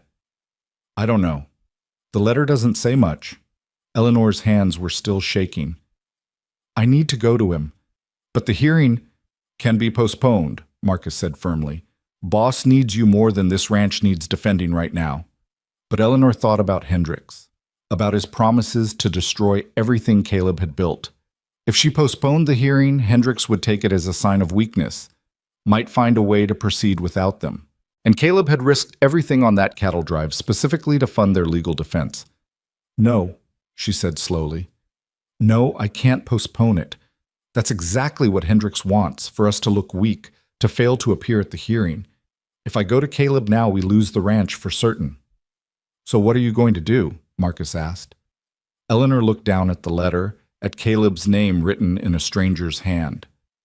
What was she going to do? Choose between the man she loved and the land they were fighting for?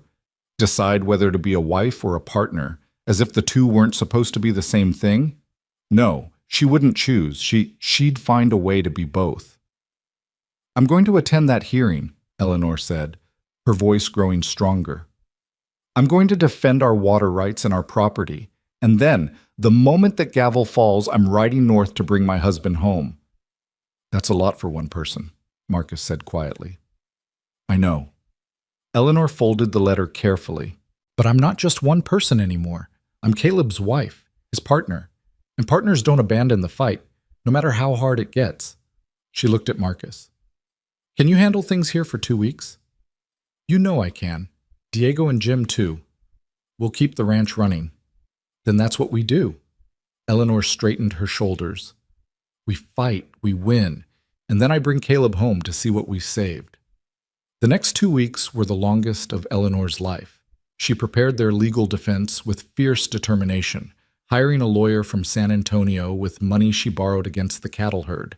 She reviewed surveys, gathered witness statements, built a case brick by brick, while her heart ached with worry about Caleb. Finally, the day of the hearing arrived. Eleanor, dressed in her best dress, pinned her hair up with extra care, and walked into that courthouse with her head held high. She saw Hendricks smirk when he noticed Caleb's absence, saw the judge's disapproving frown. But she didn't falter. When her lawyer presented their case, the original surveys, the recorded deed, the witness testimony from longtime residents, Eleanor saw Hendricks' confidence waver. When the surveyor she'd hired testified that the Hendricks survey had been deliberately falsified, showing mathematical impossibilities, the judge's expression shifted from dismissive to interested. The hearing lasted all day. Eleanor testified about the ranch's history, about Caleb's legitimate purchase, about Hendricks' pattern of harassment and intimidation. She felt the weight of every eye in the courtroom, knew the whole county would hear about this. But she spoke clearly, confidently, never showing the fear that churned in her stomach. Finally, as the sun began to set, the judge called for order. "Having reviewed the evidence presented," he said, "I find that the original deed and survey are legally sound. The Hendricks family's challenge is dismissed. Water rights remain with Mr. and Mrs. Rowe." He banged his gavel. "Case closed." Eleanor felt her knees go weak with relief. They'd won. Against all odds, against Hendricks' money and influence, they'd actually won. Outside the courthouse, Hendricks blocked her path one final time. "Don't think this is over," he hissed. "I'll find another angle, another challenge." "No, you won't," Eleanor said calmly, "because if you try, I'll make sure every newspaper in Texas hears about how you falsified survey documents to steal from a working rancher, how you used legal manipulation and intimidation. Your daughter married into respectability, Mr. Hendricks, but everyone will know how her father operates. Is that really the legacy you want?" For the first time since she'd met him, Robert Hendricks looked uncertain. "You wouldn't dare." "Try me," Eleanor said. "I've lost everything and rebuilt from nothing. I have nothing left to fear from you, but you? You have a reputation to protect. So here's what's going to happen. You're going to leave us alone, completely. And in return, I'll keep quiet about your illegal activities. Do we have an understanding?" Hendricks stared at her for a long moment. Then slowly, he nodded. "You're harder than I gave you credit for." "I learned from the best teachers," Eleanor replied. "Adversity and necessity." She left him standing there and rode straight back to the ranch.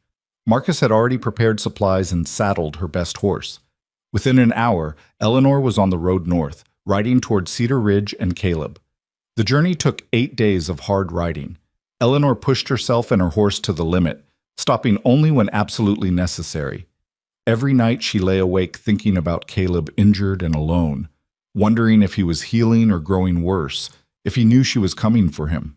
When she finally rode into Cedar Ridge, a small town barely more than a collection of buildings around a creek, she went straight to the doctor's office the trail boss's letter had mentioned. "I'm looking for Caleb Rowe," she told the doctor, a tired-looking man with gray hair. "He was brought here from a cattle drive, injured in a river crossing." The doctor's expression softened. "Mrs. Rowe, your husband's been asking for you. He's recovering well, though it's been slow. Head injuries always are." "Where is he?" Eleanor's voice cracked. "Boarding house across the street, room at the top of the stairs." Eleanor didn't remember running across the street or climbing those stairs.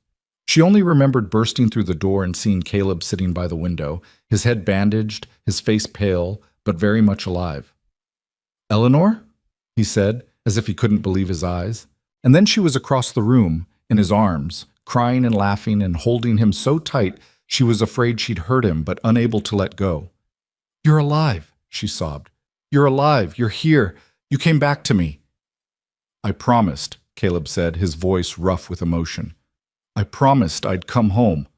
Took a little longer than planned, but—" "The hearing," Eleanor interrupted. "We won. The ranch is safe. Hendricks can't touch us." Caleb pulled back to look at her face. "You defended it alone at the hearing?" "I defended what's ours," Eleanor corrected. "Our ranch. Our home. Our future." She touched his face gently, careful of his injuries. "I couldn't let them take what we built. Not when you risked everything to protect it." "Eleanor Rowe," Caleb said softly, "you are the most remarkable woman I've ever met." "And you," Eleanor replied, kissing him gently, "are the only man I want.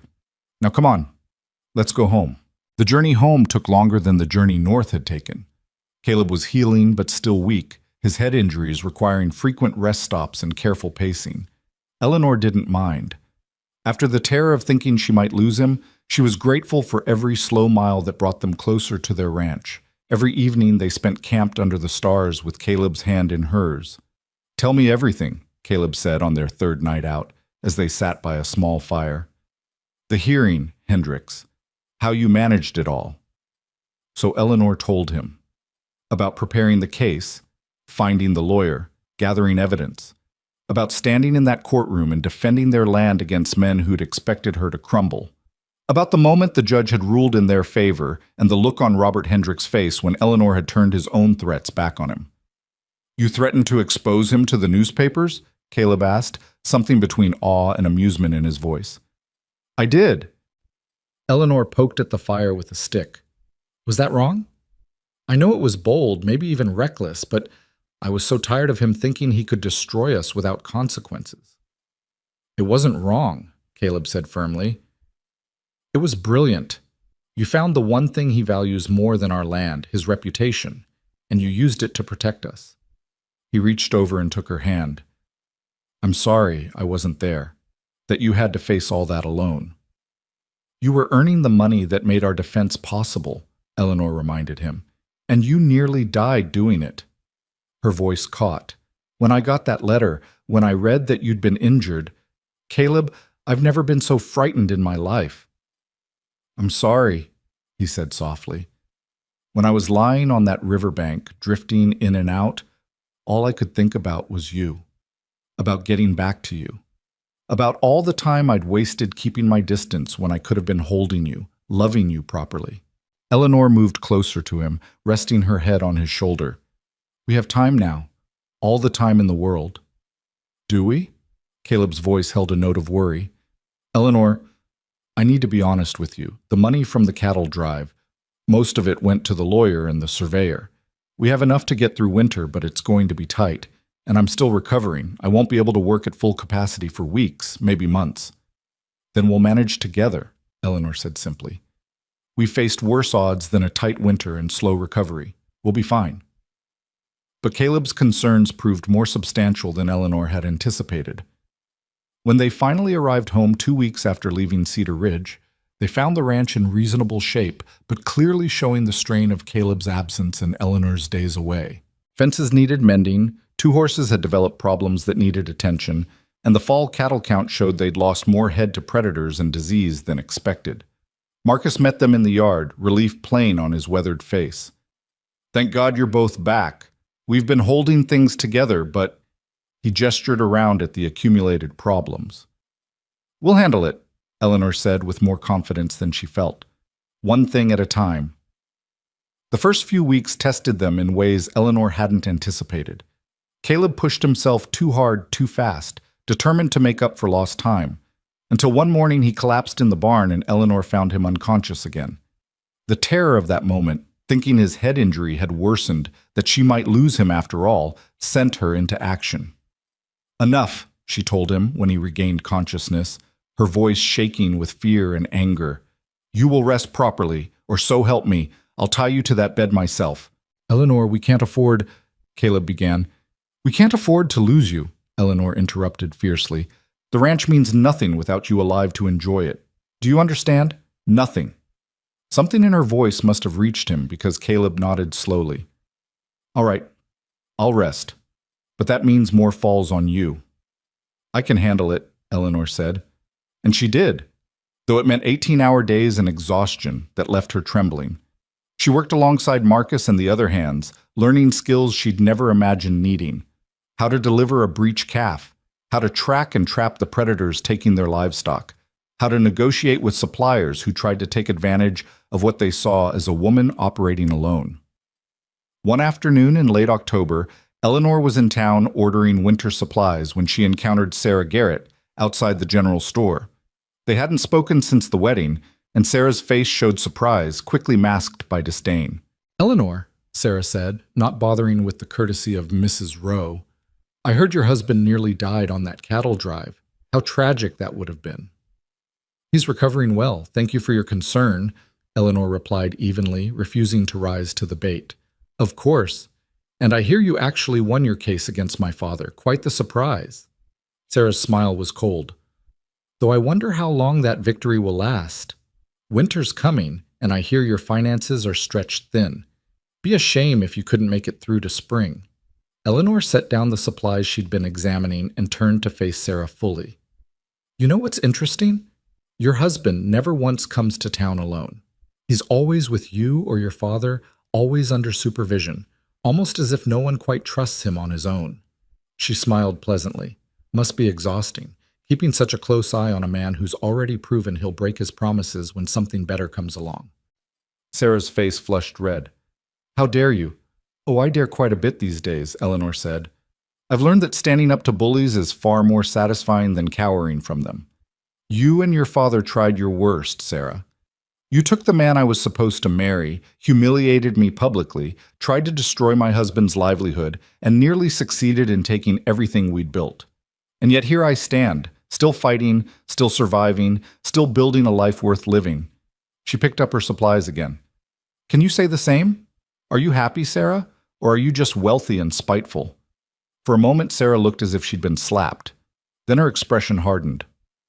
"You think you're so superior, but everyone in this town knows the truth. You're just a desperate woman who trapped a desperate man. Your marriage is a sham, your ranch is failing, and when it all falls apart, and it will, you'll have nothing. Again." "You're wrong about one thing," Eleanor said quietly. "My marriage stopped being a sham the moment we both admitted we loved each other. Everything else, the ranch, the money, the social standing, all of that is just details. What Caleb and I have built together is real, Sarah. Can you say that about your marriage?" She left Sarah standing speechless on the sidewalk and went to settle her account with the store. The shopkeeper, an older man named Mr. Henderson, looked at her with new respect. Heard you stood up to Robert Hendricks in court, he said as he tallied her purchases. That took guts, Mrs. Rowe. Man's had this town under his thumb for too long. Someone needed to stand up to him, Eleanor said. Might as well be me. Well, I admire it, and I want you to know, if you need to extend credit through the winter, we can work something out. You and Caleb are good people. This town needs more folks willing to fight for what's right. Eleanor felt tears prick her eyes at the unexpected kindness. Thank you, Mr. Henderson. That means more than you know. As winter settled over the valley, Eleanor discovered that Mr. Henderson's support wasn't isolated. Other townspeople began showing their respect in small ways, a rancher offering to lend them a bull for breeding, a neighbor bringing by preserves and dried meat, the new school teacher asking Eleanor to serve on the committee for the Christmas social. Slowly, Eleanor realized that by standing up to the Hendricks family, she and Caleb had earned something more valuable than victory in court. They'd earned genuine respect. But respect didn't pay bills or feed cattle through harsh winter storms. By December, their finances were strained to the breaking point. Eleanor sat up late one night going over the books, trying to find some way to make the numbers work, when Caleb joined her at the kitchen table. He was moving better now, his strength gradually returning, though he still got headaches that sometimes left him unable to work for days. It's bad, isn't it? He said, looking at the ledger over her shoulder. It's tight, Eleanor admitted, but we'll make it through. We just need to be careful. Eleanor, Caleb's voice was serious. If we sell some of the cattle early, take whatever price we can get, we could ease the pressure. And have nothing to rebuild with in spring, Eleanor countered. No, we keep the herd. We'll find another way. What other way? We've already borrowed against everything we can borrow against. We've cut expenses to the bone. Short of finding gold in the creek, I don't see... Then we work harder, Eleanor interrupted. I can take in sewing, washing, anything people will pay for. You focus on healing properly so you can work full strength come spring. Marcus and the boys have already said they'll work for reduced wages until we're back on our feet. Caleb reached over and took her hand. You're extraordinary. You know that? I'm stubborn, Eleanor corrected. There's a difference. No, Caleb said firmly. You're extraordinary. 3 months ago, you'd never run a ranch before. Now you're managing everything, keeping us afloat, and still finding ways to be optimistic. He brought her hand to his lips and kissed it gently. I don't tell you enough how grateful I am. How much I love you. You tell me every day, Eleanor said softly. Maybe not with words, but I see it. In the way you push yourself to heal faster so you can help more. In the way you trust me with decisions about the ranch. In the way you hold me at night like I'm something precious. She smiled. I love you too, Caleb, and I'm not giving up on us or this ranch. The week before Christmas brought a heavy snowstorm that trapped them in the house for 3 days. Eleanor used the enforced rest to finish a quilt she'd been working on in stolen moments, and on Christmas Eve she presented it to Caleb. It's made from pieces of both our pasts, she explained as he examined the intricate pattern. The blue is from my traveling dress, the one I wore when I arrived in Haven's Crossing. The brown is from your old work shirt, the one you let me wear that first week when I was so cold at night. And the red pieces are from fabric I found in town, something new, our past, present, and future, all stitched together. Caleb traced the patterns with gentle fingers, his eyes bright with emotion. It's beautiful. You're beautiful. He pulled her close. I'm sorry I don't have anything to give you. You gave me everything that matters, Eleanor said. A home, a partnership, love. What more could I possibly want? What she wanted, though she didn't say it out loud, was the same thing she'd been wanting for the past month, a child. She wasn't certain yet, didn't want to raise hopes until she was sure, but her body was giving her signs that suggested their real marriage might already be bearing fruit. The new year of 1877 arrived with brutal cold and more financial pressure. Eleanor took in washing and mending from town, working late into the night after her ranch duties were done. Caleb, finally recovered enough to work full days, threw himself into preparing for spring calving. They rarely saw each other except in passing and at night when they fell into bed exhausted. It was Marcus who finally forced the issue, cornering Eleanor in the barn one morning in late January. Mrs. Rowe, I need to speak plainly. All right, Eleanor said, surprised by his serious tone. You're working yourself to death. Boss is too. You're both trying so hard to save this place that you're forgetting why you wanted to save it in the first place. Marcus shifted his weight. I know it's not my place, but someone needs to say it. The ranch will survive or it won't. But you two need to survive each other. Need to remember you're partners, not just workers sharing the same land. Eleanor felt tears spring to her eyes. We don't have a choice, Marcus. If we don't work this hard, then you fail, Marcus finished. Maybe you do, but at least you'd fail together, instead of separately while living in the same house. He softened his tone. You and the boss, you've got something special. Don't lose it trying to save wood and land. Those can be rebuilt. What you have together can't. That night, Eleanor made a decision. Instead of working on mending after supper, she took Caleb's hand and led him to the porch they'd sat on so many evenings, now cold and snow-covered, but still their space. We need to talk, she said. Caleb looked worried. Is something wrong? Yes and no. Eleanor took a breath. Marcus said something to me today about how we're working so hard to save the ranch that we're forgetting why we wanted to save it. And he's right, Caleb. When was the last time we just talked? When was the last time we sat together without discussing cattle counts or finances? Eleanor, let me finish. I've been so focused on keeping us afloat that I haven't told you something important, something I should have told you weeks ago. She took his hand and placed it on her stomach. I'm pregnant, Caleb. We're going to have a baby. For a moment, Caleb just stared at her. Then his face broke into the most beautiful smile Eleanor had ever seen. A baby? You're about 3 months along, I think. Maybe 4. I wasn't sure at first, and then I didn't want to add to your worries with everything else going on, but Caleb kissed her, deep and thorough, and when he pulled back, there were tears on his cheeks. Eleanor Rowe, you are the most infuriating, wonderful woman I've ever known. Don't want to add to my worries?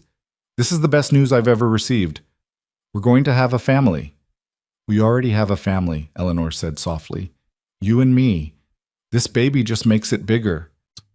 They stood together on the snowy porch, Caleb's hand still resting on Eleanor's stomach where their child grew, and talked like they hadn't talked in months. About hopes and fears, about what kind of parents they wanted to be, about the future they were building not just for themselves, but for the life they'd created together. I've been so afraid, Caleb admitted. Afraid I'd lose the ranch and feel like I'd failed you, failed to provide the security you needed when you married me. You could never fail me, Eleanor said firmly. This ranch, the land, the cattle, those are just things. What matters is that we face everything together. If we lose the ranch, we rebuild somewhere else. If we succeed, we celebrate together. But we do it as partners, Caleb, as a family. The conversation with Marcus and the news of the baby seemed to shift something fundamental between them. They still worked hard, the ranch still demanded endless effort, but they made time for each other. Made time to sit together in the evenings, to talk about more than just work, to remember why they'd fallen in love in the first place. February brought the first hints of spring and also the first signs that their gamble might pay off. The cattle had made it through winter better than expected, losing fewer head than normal to cold and disease. Eleanor's careful management of resources meant they had enough feed to last until the grass came in, and news arrived that cattle prices in San Antonio were rising, driven by demand from eastern markets. If the prices hold, Eleanor calculated, reviewing her projections, and if we can get the herd to market in good condition, we'll not only recover what we lost, we'll actually profit. Don't count on it until we see the money, Caleb cautioned, but he was smiling. By March, Eleanor's pregnancy was becoming obvious. She'd had to let out all her dresses and had taken to wearing some of Caleb's shirts over her skirts. The ranch hands treated her like she was made of glass, constantly trying to take over any task that looked even slightly strenuous. I'm pregnant, not dying, Eleanor told Diego after he'd literally lifted her away from a fence she was trying to mend. Boss would kill us if anything happened to you or the baby, Diego replied. Easier to risk your irritation than his anger. I'm perfectly capable, Eleanor began, but stopped when a sharp pain caught her breath. Mrs. Rowe? Diego's face went pale. The pain passed. I'm fine. Just the baby moving, I think. But she let Diego finish the fence mending, suddenly aware of how precious her cargo was, how much responsibility she carried. That evening, sitting with Caleb on the porch in the mild spring air, Eleanor said, "I'm scared." "About the birth?" Caleb asked gently. "About everything. About being a mother. About whether we can really provide the life this child deserves. About whether I'm strong enough for everything that's coming." She looked at him. "What if I fail?" "You won't," Caleb said with absolute certainty. "You've never failed at anything you've set your mind to. You crossed a continent alone, survived betrayal, built a ranch from near ruins, won a legal battle against the most powerful family in the county, and kept us afloat through the hardest winter of my life. You're the strongest person I know, Eleanor. You'll be an amazing mother." "And you'll be an amazing father," Eleanor said, leaning into him. "This child is so lucky to have you." April brought spring roundup and the cattle drive to San Antonio. This time, Caleb didn't go himself. His lingering headaches made long trail drives too risky. Instead, Marcus led the drive with Diego and several hired hands, while Caleb and old Jim stayed to manage the ranch and watch over Eleanor, who was now 6 months pregnant and finding even simple tasks increasingly difficult. The 3 weeks the drive was gone felt like 3 years. Every morning, Eleanor woke wondering if today would be the day news came. Good news about strong sales, or bad news about stampedes or rustlers or market crashes. She tried to stay busy, but her growing belly made most ranch work impossible, leaving her with too much time to worry. When Marcus finally returned, dusty and grinning, Eleanor practically ran to meet him, or waddled quickly, which was the best she could manage now. "Well?" she demanded. "Don't keep us in suspense." Marcus dismounted and pulled a heavy pouch from his saddlebag. Prices were even better than expected. Between the cattle and the bonus the buyer paid for the quality of the herd, we cleared enough to pay off every debt, buy supplies for next year, and still have a cushion left over. He handed the pouch to Caleb. "We did it, boss. Ranch is secure." Eleanor felt her knees go weak with relief. Caleb caught her, his own face showing the same overwhelming emotion she felt. They'd done it. Against all odds, through betrayal and injury and legal battles and harsh winters, they'd actually done it. That night, after the celebration with the ranch hands had died down, Eleanor and Caleb lay in bed together, Caleb's hand resting on her swollen belly where their baby kicked and moved. "Do you ever think about that day at the stagecoach?" Eleanor asked. "When you first saw me?" "Every day," Caleb admitted. "I think about how close I came to not stepping forward, how different everything would be if I'd just stayed silent like everyone else did." "I think about it too," Eleanor said, "about how devastated I was, how certain my life was over. And now," she gestured around at their bedroom, at the ranch beyond, at the life they'd built together. "Now I can't imagine any other life. Can't imagine being anywhere but here, with you, waiting for our child to be born." "Do you ever regret it?" Caleb asked quietly. "Taking a chance on me instead of going back east or moving on to another town?" Eleanor turned to look at him, this man who'd given her everything she never knew she needed. "Not for a single second. You gave me something Thomas Garrett never could have, a real partnership based on respect and honesty and love. You saw me as an equal when everyone else saw me as a scandal or a charity case." She took his hand. "I love you, Caleb Rowe. More than I ever thought possible." "I love you too," Caleb said, kissing her softly. "You and this baby are everything to me. You know that?" "I know," Eleanor said, "because you show me every single day." June arrived with summer heat and the undeniable knowledge that the baby would come soon. The ranch was thriving now, fences mended, cattle healthy, finances secure. Eleanor had hired a young woman from town named Betty to help with the heavier household tasks, and the ranch hands had built a beautiful cradle from oak wood, sanded smooth and carved with intricate patterns. When Eleanor's labor began on a warm Tuesday afternoon, Caleb sent Diego racing to town for the doctor while he stayed beside her, holding her hand and murmuring encouragement through each contraction. "You're doing amazing," he kept saying. "You're so strong. I love you so much." "I love you too," Eleanor gasped between pains. "Even though you did this to me," Caleb laughed, though his eyes were bright with worry. I recall you being an enthusiastic participant. The labor lasted through the night and into the next morning. Dr. Patterson, the town physician, assured them everything was progressing normally, but Caleb aged years with every hour that passed. Finally, as the sun climbed toward noon, their daughter arrived, screaming, red-faced, and absolutely perfect. "She's beautiful," Caleb breathed, tears streaming down his face as he held the tiny bundle. "Eleanor, she's perfect." Eleanor, exhausted but radiant, smiled at the sight of her husband cradling their daughter with infinite gentleness. "What should we name her?" They'd discussed names for months but never quite decided. Now, looking at his daughter's face, Caleb said, "Hope. I want to name her Hope, because that's what you brought me. Hope for a future worth living. And she's the embodiment of everything we've built together." "Hope Row," Eleanor said, testing the name. "Yes, that's perfect." The next weeks passed in a blur of feedings and diaper changes and sleepless nights. Eleanor discovered that motherhood was harder than managing a ranch, and more rewarding than anything she'd ever done. Caleb proved to be a devoted father, walking the floor with Hope at night when she cried, changing diapers without complaint, staring at his daughter with an expression of such pure love that it made Eleanor's heart ache.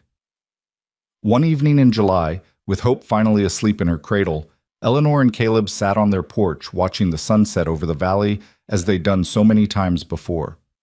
But now Eleanor held their daughter while Caleb's arm was around her shoulders, and everything felt complete in a way Eleanor had never imagined possible. "I was thinking," Caleb said, "about what you said that day in the street, when Sarah offered you that position as her maid. What about it? You told her you wouldn't break, that she couldn't take anything more from you." Caleb looked at Eleanor with deep emotion in his eyes. "You were right. You didn't break. Instead, you built something beautiful out of the ashes of what should have destroyed you." Eleanor thought about that young woman who'd stepped off the stagecoach just over a year ago, thought about her fear, her humiliation, her certainty that her life was over. That woman felt like a stranger now. "We built something beautiful," Eleanor corrected. "Together, I never could have done this alone." "Neither could I," Caleb said. He looked out over the ranch, the house they'd made a home, the land they'd fought to keep, the valley that held all their dreams. "You know what the best part is? This is just the beginning. We have a whole life ahead of us. More children, if we're blessed. Growing the ranch, watching Hope grow up, building something that will last beyond us. Tell me," Eleanor said softly. "Tell me what you see in our future." So Caleb did. He painted a picture of Hope growing up running through the valley, of brothers or sisters joining her, of a ranch that prospered and expanded. He spoke of growing old together, of watching their children build lives of their own, of sitting on this same porch decades from now with grandchildren playing in the yard. "And through it all," Caleb finished, "I see you beside me, my partner, my best friend, the love of my life. The woman who was told she'd been replaced, and instead found something better than she'd ever imagined." Eleanor felt tears slip down her cheeks. "I did find something better. I found you. I found us." As the stars began to emerge in the darkening sky, Eleanor thought about the strange path that had led her here. She'd traveled 2,000 miles to marry a stranger who'd betrayed her. She'd stood humiliated in a dusty street with nothing but a trunk and shattered dreams. She'd been offered charity and pity and contempt. And then a cowboy had stepped forward and said 6 words that changed everything. "Then she's free to choose me." Those words had given Eleanor back her agency, her dignity, her future. They'd been the beginning of everything. A practical marriage that became a real partnership, a business arrangement that became profound love, a desperate choice that became the foundation of a life worth living. Eleanor looked down at her sleeping daughter, at the gold band on her finger, at the man whose steady presence had become as essential to her as breathing. She thought about the ranch spreading out in the darkness beyond the porch, land they'd fought for and earned, home in the truest sense of the word. Being replaced hadn't ruined her life. It had freed her to choose one infinitely better. And every single day, Eleanor Rowe gave thanks for the cowboy who'd understood that freedom, who'd offered her choice when everyone else had offered only pity or scorn. She gave thanks for hard work and honest partnership, for love earned through respect and proven through adversity. Most of all, she gave thanks for the truth she'd learned in a dusty Texas town. Sometimes life's greatest blessings come disguised as betrayals. Sometimes losing everything you thought you wanted is the only way to find what you actually needed. And sometimes the best love stories don't start with romance. They start with two people choosing to stand together against a harsh world and building something beautiful from that choice.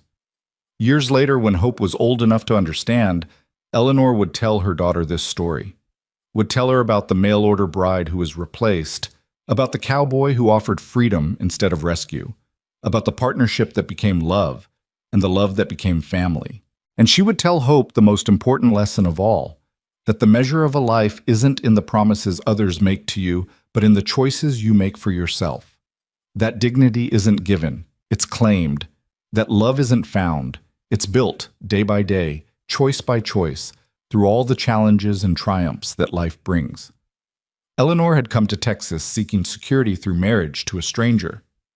She'd found betrayal, humiliation, and loss, but she'd also found courage she didn't know she possessed, strength she'd never needed before, and a love deeper and more real than anything she'd imagined in her Boston boarding house room. She'd found home, not in a place, but in a person, and the life they'd built together. And when Caleb pulled her close that evening, their daughter sleeping peacefully between them, Eleanor Rowe knew with absolute certainty that she'd been replaced by something far better than she'd ever hoped for. She'd been replaced in Thomas Garrett's life, yes, but in doing so, she'd found her own. The valley lay peaceful in the summer darkness, stars wheeling overhead, and Eleanor's heart was full. This was where she belonged. This was the life she'd chosen. This was love, real, hard-won, and infinitely precious. And it had all started with 6 simple words. Then she's free to choose me. Eleanor had chosen, and in choosing, she'd found everything.